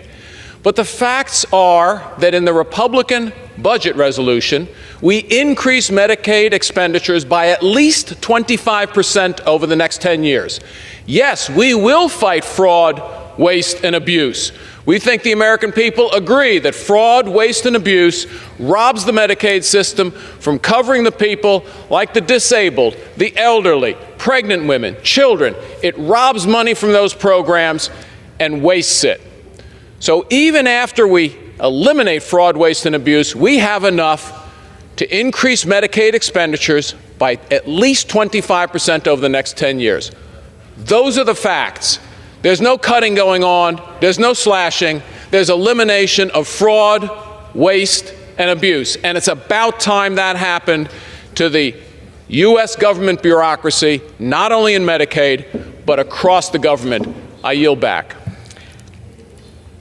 Under the Speaker's announced policy of January 3, 2025, the gentleman from North Carolina, Mr. Knott, is recognized for 60 minutes as the designee of the majority party. Thank you, Mr. Speaker. I ask unanimous consent that all members may have 5 legislative days in which to revise and extend their remarks and include extraneous material on the topic of this special order. Without objection. Thank you, Mr. Speaker. I rise today alongside 4 of my esteemed colleagues to both highlight and condemn the misuse of taxpayer dollars funneled to illegal immigrants. An outrageous pattern of perverse and intentional incentives reveal deliberate efforts to worsen the border crisis and to allow tens of millions of illegal aliens to invade our nation at direct cost to the American taxpayer. The Biden-Harris administration cycled through repeated falsehoods, claiming the border was secure, claiming they did not have what was needed to stop this invasion, claiming that they were helpless and needed Congress to take the lead. Meanwhile, that same administration lined the pockets of left-wing NGOs to shower illegal immigrants with incentives in the form of open-ended access to your tax dollars. Earlier this year, reports surfaced from the watchdog group Open the Books, exposing Biden's Department of Health and Human Services for awarding shockingly large amounts of grants and dollars to nonprofits focused on aiding illegal immigrants, amounting to as high as 20 million people who illegally crossed into our country during Biden's term in office. Taxpayer-funded awards paid for illegal aliens housing, health care, education, even music lessons, therapy. You name it, you, the taxpayer, covered it. Using NGOs as a proxy, the Biden administration sent a clear message that our laws were not to be taken seriously, and living off of the American taxpayer was both acceptable and encouraged. The same people fueling this elaborate scheme also pushed a false narrative that supporting illegal activity somehow gives them a moral high ground. This, of course, is false. I am here to tell the American people that you are right to expect secure borders. You are right to demand law and order. You are right to be outraged that hundreds of billions of your dollars have gone to illegal aliens and politically connected NGOs who facilitated this recent invasion. President Trump's swift actions to halt illegal crossings and to deport illegal aliens in his first 100 days has made one thing painfully clear. The Biden-Harris administration was never working to fix our immigration system. They actively and deliberately worked to undermine it. The Center for Immigration Studies found illegal immigrants annually take, and this is a conservative estimate, annually take nearly $120 billion directly from public services to include public schools, public welfare, and health care. Every American across the country should expect more from their government. Joining me today are a few of my colleagues, and first I would like to introduce Congressman Tim Moore, my fellow North Carolinian and a fierce border security advocate. Congressman Moore has been a leading voice in the fight to reform FEMA and to ensure its funds go towards helping American citizens rather than to illegal immigrants, especially those recovering from Hurricane Helene. Mr. Speaker, I yield to the gentleman from North Carolina's 14th District. Thank you, Mr. Speaker. Thank you, Congressman Knott. And just a couple things about Congressman Knott for folks who don't know. Before he was a member of Congress here, he was actually a very well-esteemed prosecutor in the U.S. Attorney's Office, where I know, Congressman Knott, many stories you shared where you were personally having to prosecute a lot of these violent gang members, these MS-13 gang members that for some reason some of our comrades want to go down and hug a thug or something and see these folks down in Central America. You were helping prosecute these folks, and I know you all were very frustrated at the times with what you were seeing with these open borders, and so I appreciate you, one, what you did before you came to Congress, two, what you're doing now, and three, today, hosting this opportunity opportunity to bring attention to this to the American people. Mr. Speaker, today I rise on behalf of the people of North Carolina, particularly Western North Carolina I represent, hardworking Americans playing by the rules, doing everything they can right, paying their taxes, raising their kids, taking care of their neighbors, whose lives, many of which were impacted substantially by Hurricane Helene that hit last year. It tore through our region, it destroyed roads, it destroyed homes, it took life, it changed so many things. But I will say the good news is the resilience of North Carolinians, and not only at government, not only local government, but volunteers, the faith community. I see my good friend Congressman Harris over there, the churches who stepped up in such a tremendous way to help folks out in such a serious time of need to do what they needed to do. But we also saw where the federal government in a lot of ways failed to do the job. We saw where under the past administration, FEMA wasn't doing the job. I'm proud to say that now under this new administration, FEMA is getting the job done. Many folks in here saw pictures that didn't live there of the mass destruction that was in Western North Carolina and the lack of response in so many ways. Just to kind of put some points on that with some numbers, according to the Department of Homeland Security's Inspector General, FEMA could not account for $7.4 million out of a $12.9 million audit sample. Now, those sound like small numbers, but that's an audit sample. But think about that. That's 58% of those funds that were either unsupported or not properly documented. There was an example for where one contractor billed $9 million for labor and could only support or back up, $1.5 million of it.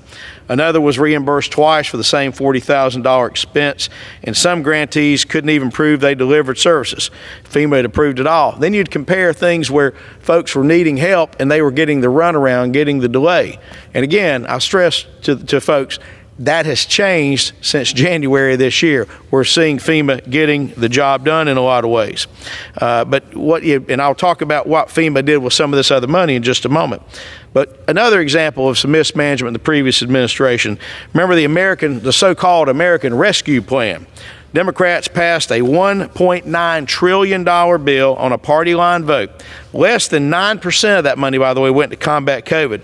But tucked inside that bill was $110 million to FEMA. We would think that's a great thing, right? Well, here's the problem. It wasn't for disaster recovery. It was to fund something they were calling humanitarian assistance. And what that was to help illegal immigrants at the border. That was just the start. Mr. Speaker, they followed it with another $150 million in March of 2022, then $800 million more in December of that year. FEMA was effectively converted into a border response welfare agency, rebranded as the Shelter and Services Program, paying for migrant housing, transportation, and services in sanctuary cities, while American disaster victims waited months just to hear back about their applications. Absolutely shameful. My constituents were patching their roofs, clearing debris by hand. FEMA was off here busy footing the bill for nice hotel stays in New York for folks that weren't even supposed to be in the country. This was a willful effort by the other side to just enable this border crisis. And I gotta say, Congressman Knott pointed out how the border is finally secure, and it didn't require a change in law. It simply required a president who would follow the law. So now what do we have going on that things have changed? Well, my colleagues on the other side of the aisle respectfully are not showing up in towns that were damaged by the storm, asking questions of FEMA, looking to go see what's happened. Who has shown up? Secretary Noem has shown up. President Trump has shown up.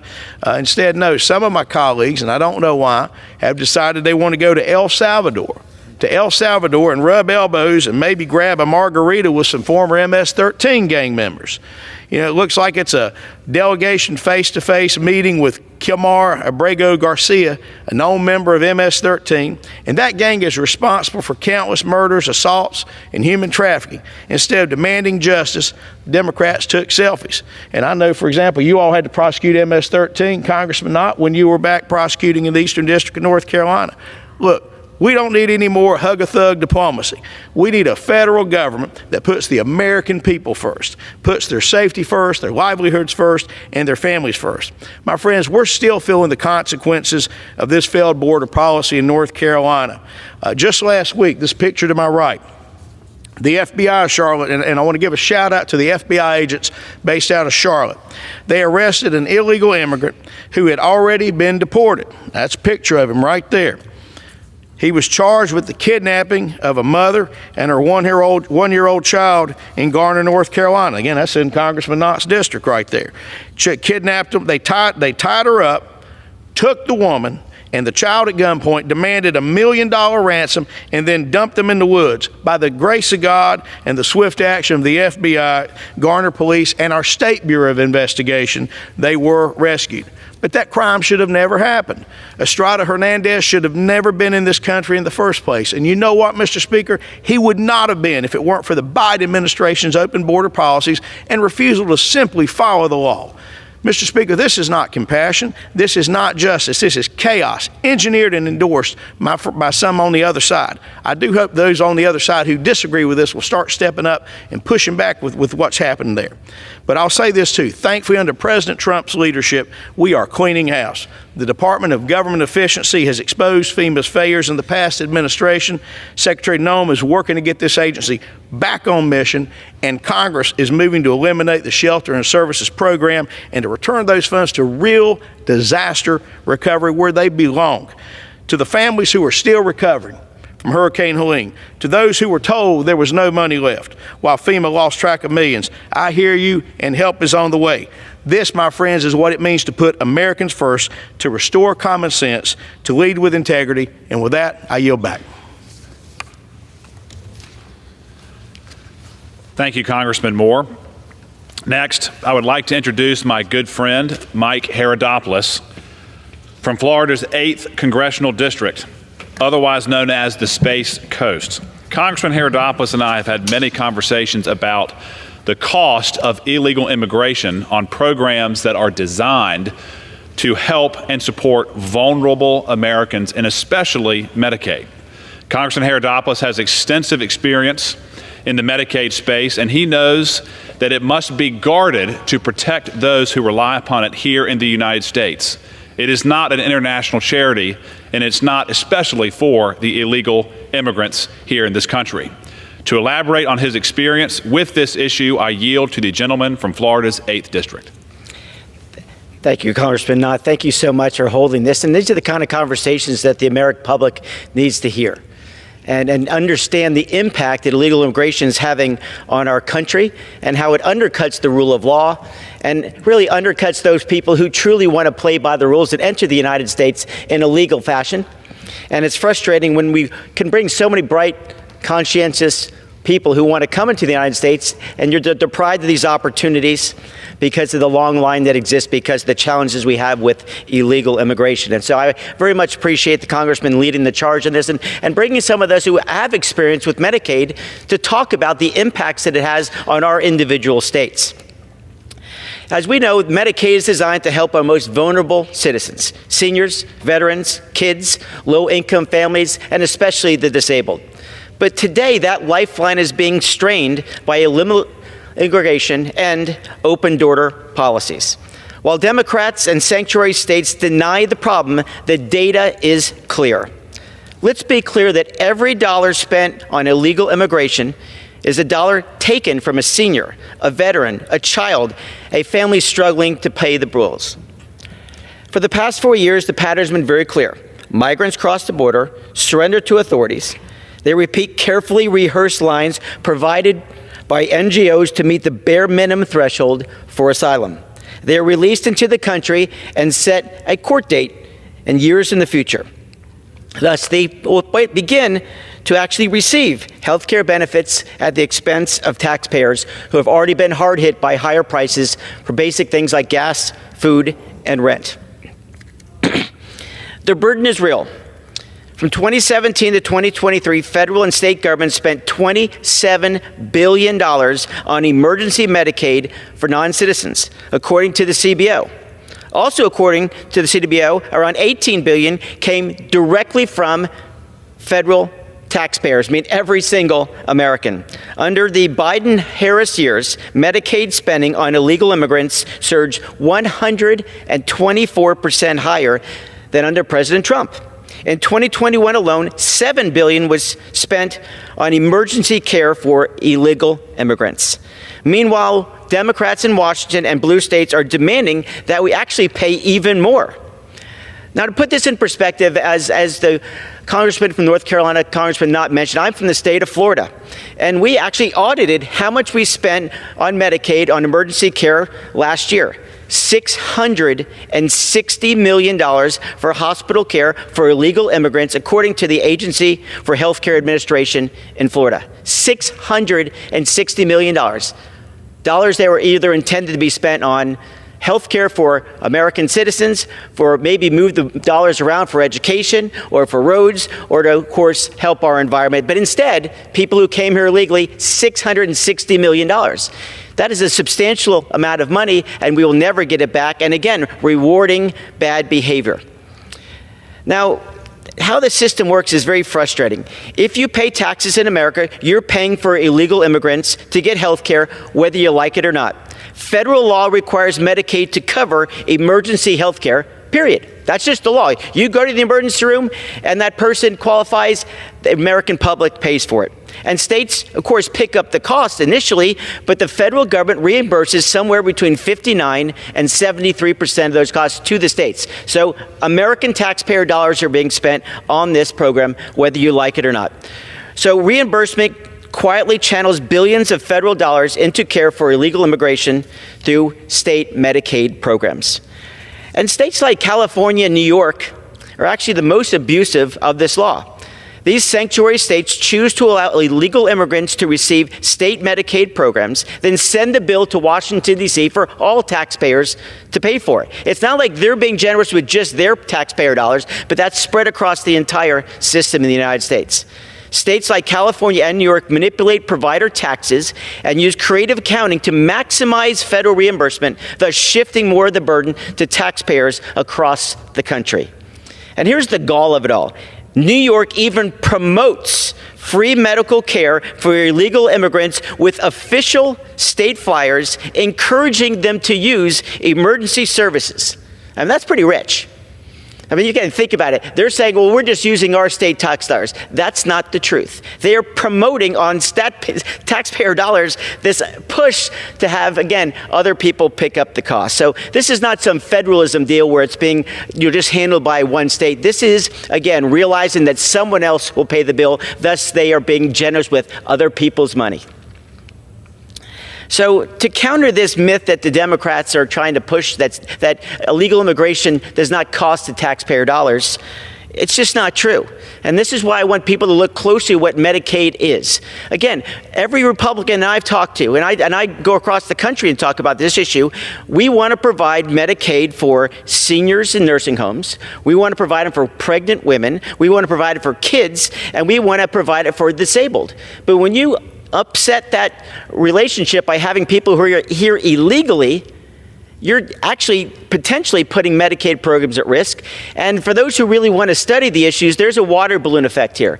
When Medicaid, which really doesn't reimburse doctors for their care, it causes private health care costs to go up. So imagine that the ire that so many people have. If you talk to a family of four and you talk to the parents, they're going to say, you know, for a family of four, I'm paying like $1,500 to $2,000 a month for private health care.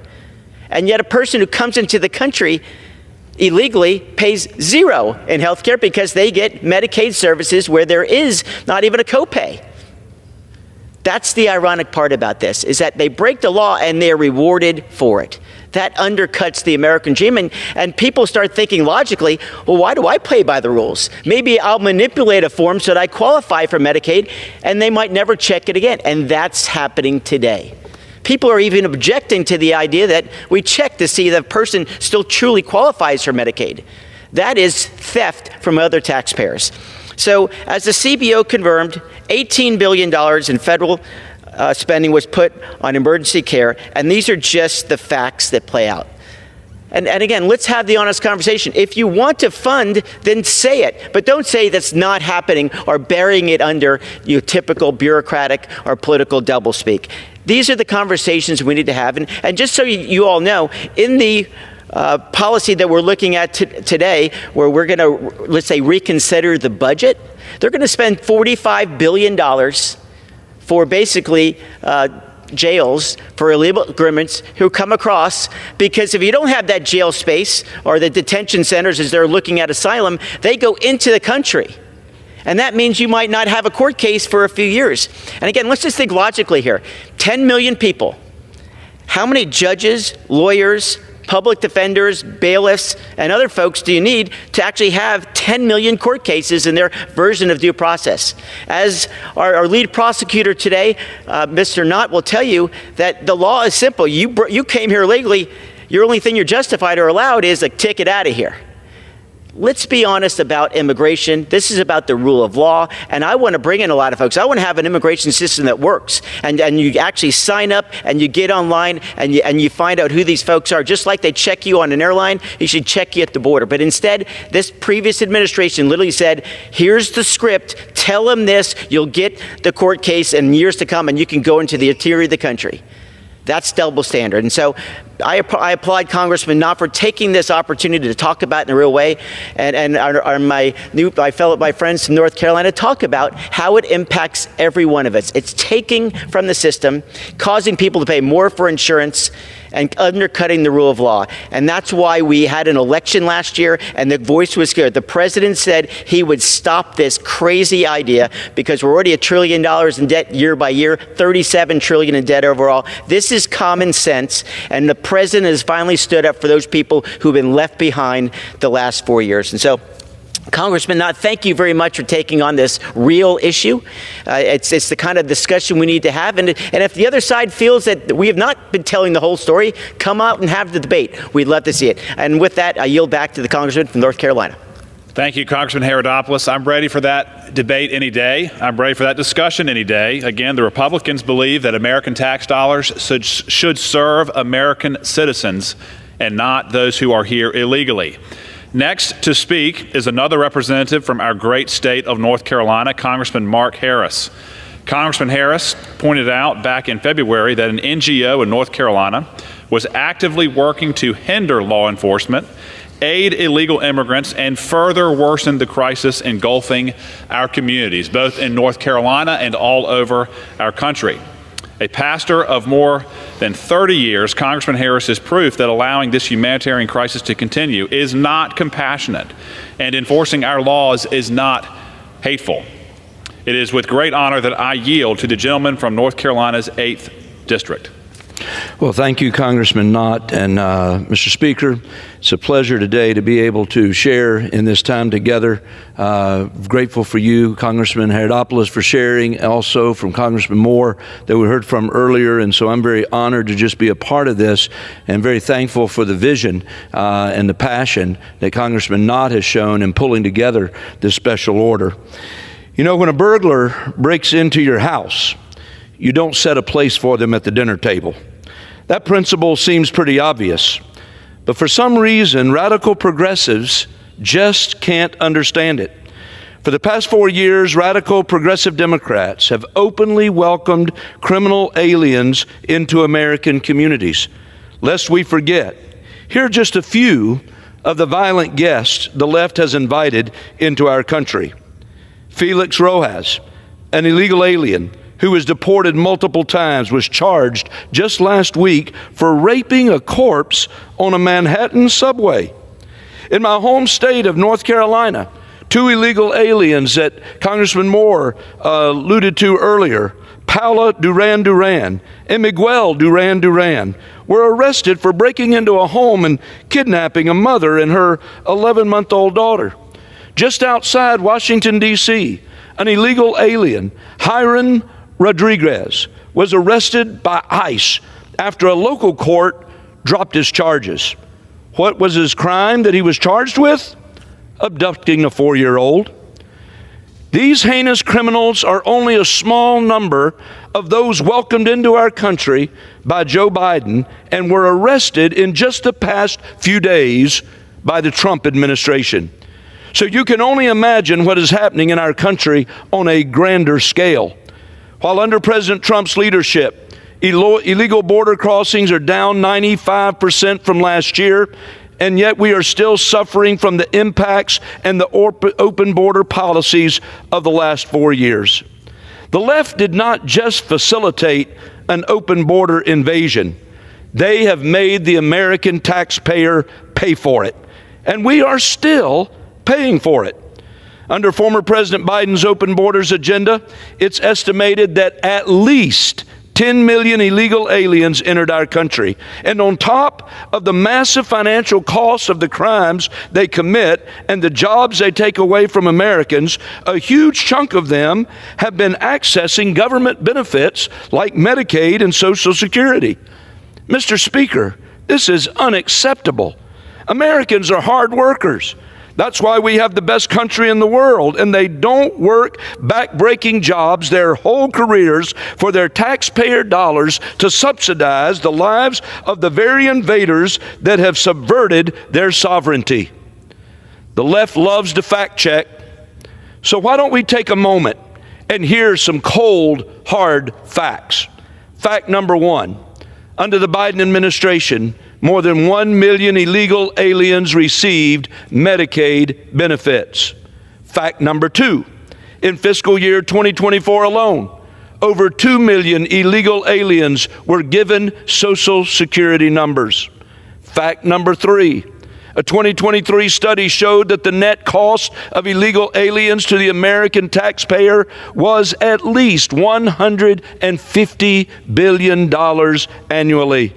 Fact number four, states are still having to bear the financial burden of Biden's border crisis. Texan taxpayers have to shell out $8.88 billion a year to pay for the illegal aliens who invaded their state. For Californians, it's almost $22 billion. By the way, fact number five, in some states, it's a complete affront to citizens. I'm talking about where illegal aliens can get mortgages, bank loans, insurance, driver's license, in-state college tuition, and free health care. For illegal aliens, the U.S. has been an all-you-can-eat buffet, but the American taxpayer and innocent women like Laken Riley, Jocelyn Nungare, and Rachel Morin have paid the full price of the left's open border agenda. It's time to turn off the faucet permanently. American taxpayers shouldn't have to fund their own demise, paying for government programs that actually encourage an invasion. President Trump has shown us the path forward. Border crossings are down, as I mentioned earlier. Criminal aliens and gang members are being deported left and right. In other words, the forgotten American is first once again. But nevertheless, there's still much work to be done, especially in this 119th Congress. Under President Biden, Americans' hard-earned taxpayer dollars in the federal budget were used as a slush fund for the radical left to facilitate a border invasion of millions of illegal aliens, export their woke ideologies across the globe with wasteful pet projects, and weaponize the government against anyone who disagreed with their policies. But President Trump's budget proposal, when signed into law, will be a crucial step in taking our country back from the left.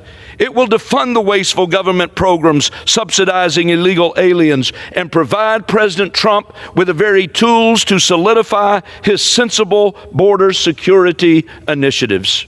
For example, President Trump's budget would eliminate the shelter and services program that facilitated swarms of illegal aliens into American communities and saved taxpayers $650 million at the same time. It will also stop funneling $428 million to migrant education programs that are taking away from struggling American students. And those are just a glimpse of the countless wasteful projects by which the American citizens should not be footing the bill. But it's up to Congress now to come together and advance both the president's budget and the reconciliation package across the finish line. Mr. Chairman, we owe nothing less to the American people who are tired of being placed behind illegal aliens. When illegal aliens are given benefits like Medicaid and Social Security by the thousands, they will keep coming into our country, burdening the American taxpayer and exacerbating the crimes in our cities. This is why it's so important that this Congress act now with budget reconciliation, give President Trump the tools he needs to keep both the wallet and the soul of America safe. Burglars are in the house, and they don't just want a seat at the dinner table. They want the entire spread. It's time for us to use this historic opportunity to correct our course. Again, I thank Congressman Knott for his vision and his leadership. And Mr. Speaker, I yield back my time to the gentleman from North Carolina. Thank you very much, Congressman Harris. At least 1 million illegals on Medicaid. I would submit that I have heard not one syllable from the Democratic Party from 5 years ago when Joe Biden took power until today protesting that fact. The Republican Party wants to protect Medicaid and get the 1 million plus illegals on it out of the country and off of the program. Last but not least, Mr. Speaker, I will turn it over to Congressman Mike Kennedy, representing Utah's 3rd District. I mentioned earlier that some of the ridiculous benefits that taxpayers have unknowingly funded for illegal aliens include something as unique as music lessons. When digging into this issue, Congressman Kennedy and I were both outraged and simply shocked at the brazen and flagrant waste of funds on these perverse incentives.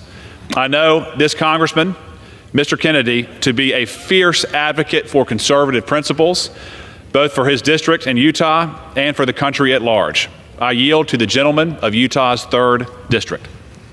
Thank you, Mr. Speaker, and thank you, Congressman Knott, for shining much-needed light on this issue and for the opportunity that you've granted to me to speak. I rise today to speak about some of the consequences of the Biden-Harris administration irresponsible actions over the past 4 years and how Congress and the Trump administration are working to claw our way back to sanity for the United States of America. We have lived through the most devastating border crisis in modern American history. And let's be honest, it wasn't a natural disaster. It wasn't an accident. It was the direct result of bad choices made by the Biden-Harris administration. This wasn't mere mismanagement. It was facilitation. It was incentivization. And it was done at the expense of our laws, our national security, and our people. During their time in office, President Biden and Vice President Harris dismantled nearly every meaningful safeguard at the southern border. Their administration presided over a record surge in illegal immigration. Over 700,000 illegal aliens were apprehended at the border from October to December of 2023 alone. That was more than in any full year during the Obama presidency, when President Obama famously stated, quote, over 1,000 illegal border crossings a day would be considered a crisis, unquote. The Biden and Harris administration frequently allowed in 6,000 a day. Unfortunately, instead of restoring control and protecting our sovereignty, they did the unthinkable. They rewarded the lawbreakers. Rather than empower border enforcement, the Biden-Harris administration threw open the federal checkbook, funneling billions of taxpayer dollars to private nonprofits like Family Endeavors Incorporated, Southwest Key Programs, and Global Refuge. These NGOs didn't just shelter illegal aliens, they pampered them. Those contracts paid for luxury hotel rooms, room service, 24-hour snacks, laundry, bilingual television, recreation, cultural events, individual tutoring for mathematics and social studies. Most shockingly, pet therapy, music therapy, and horticulture therapy for illegal alien children. In 2021 alone, Endeavors paid Christy Merrill, a music therapist, $533,000 for her services. In addition to this nonsense, the nonprofit conducted 1,656 people-plant interactions and 287 pet therapy sessions between April 2021 and March 2023. This wasn't emergency aid, it was five-star treatment, funded by hardworking American families, families that are struggling to pay their own rent and put food on their own table. much less providing them with music, plant, and pet therapy. I know many tax-paying American families that would love to be able to provide their children with one-on-one academic tutoring, but simply cannot afford it. This all begs the question, why are we investing in illegal families while stripping financial resources from our own citizens to do so? In one case, Endeavors Incorporated, a Texas-based NGO, received a $1.3 billion contract from the federal government in a single year. Meanwhile, their top executives were paid over $600,000 annually, and the group spent more than $700,000 on lobbyists, all to keep the money flowing. Contrast that with the conditions our military service members faced during the same time. Moldy barracks, sewage overflows, and rodent infestations, to highlight a few. In 2022, a mere $56 million was spent on housing maintenance for military families, less than 1/20th of what was spent on luxury accommodations for illegal aliens. Who did the Biden-Harris administration care about? It certainly wasn't our men and women in uniform. Unfortunately, the extreme misuse of funds wasn't their only slight to the American public. The Biden-Harris administration relaxed vetting standards for those who claimed to sponsor alien children. DNA testing was scrapped and background checks were watered down. There were no public record checks required for other adults living in a sponsor's home, and tragic consequences followed. In one case, a 24-year-old Honduran man posed as a 17-year-old child and was placed with a sponsor in Florida, whom he later murdered. Sadly, that was not a one-off failure. This type of senseless violence became a regular news story. While Americans were working multiple jobs to afford rent and groceries, funding a billion-dollar pipeline for it was corruption, recklessness, and the good news is this: their time in office is over. Decisions persist. While our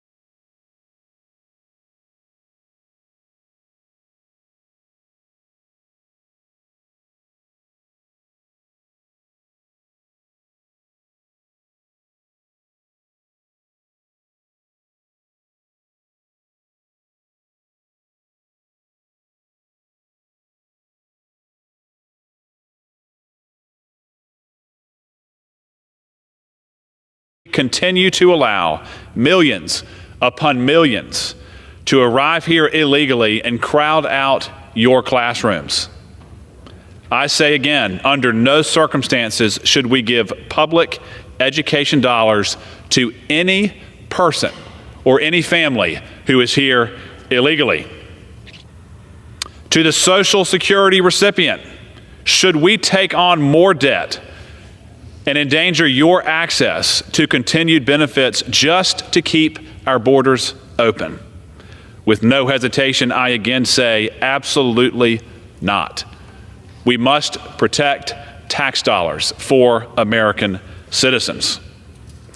To the veterans who are battling homelessness or addiction, or the Western North Carolinians who are left without shelter following Hurricane Helene, should your tax dollars go to housing illegal aliens, to transporting illegal aliens, while you continually suffer?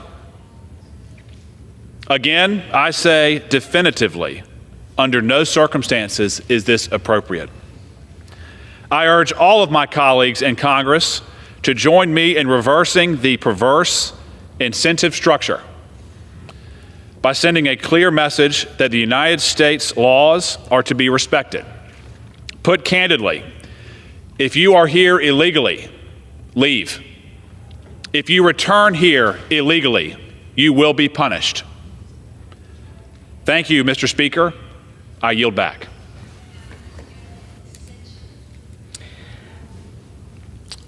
Under the policy the Speaker announced on January 3, 2025, the Chair recognizes the gentleman from Arizona, Mr. Schweikert, for 30 minutes.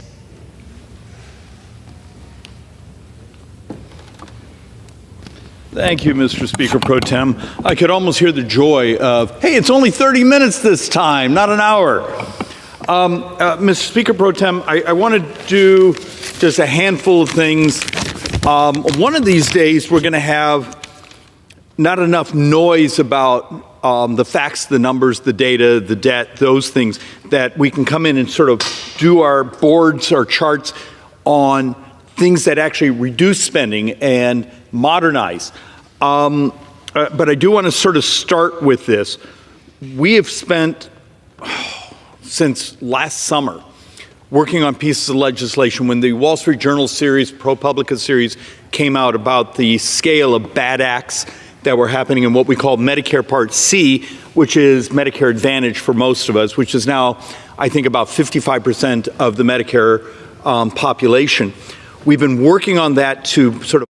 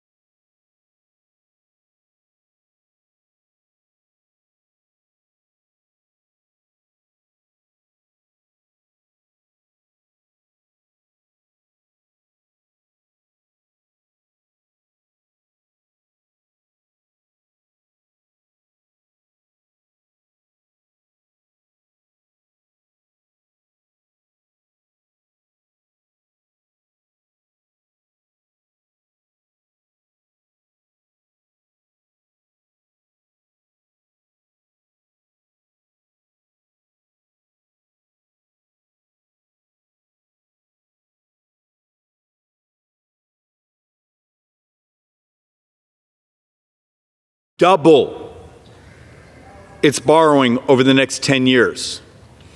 And if that becomes the perception in the world debt markets, we're going to pay a penalty for it. And that penalty is really expensive. And with that, Mr. Speaker, I'm going to go back to the office and have more coffee. I appreciate your tolerance, and I yield back. Gentleman yields back. Does the gentleman have a motion? Mr. Speaker, I move that the House stand adjourned. The question is on the motion to adjourn. Those in favor say aye. Those opposed, nay. The ayes have it. The motion is adopted. Accordingly, the House stands adjourned until 10 a.m. tomorrow for morning hour debate.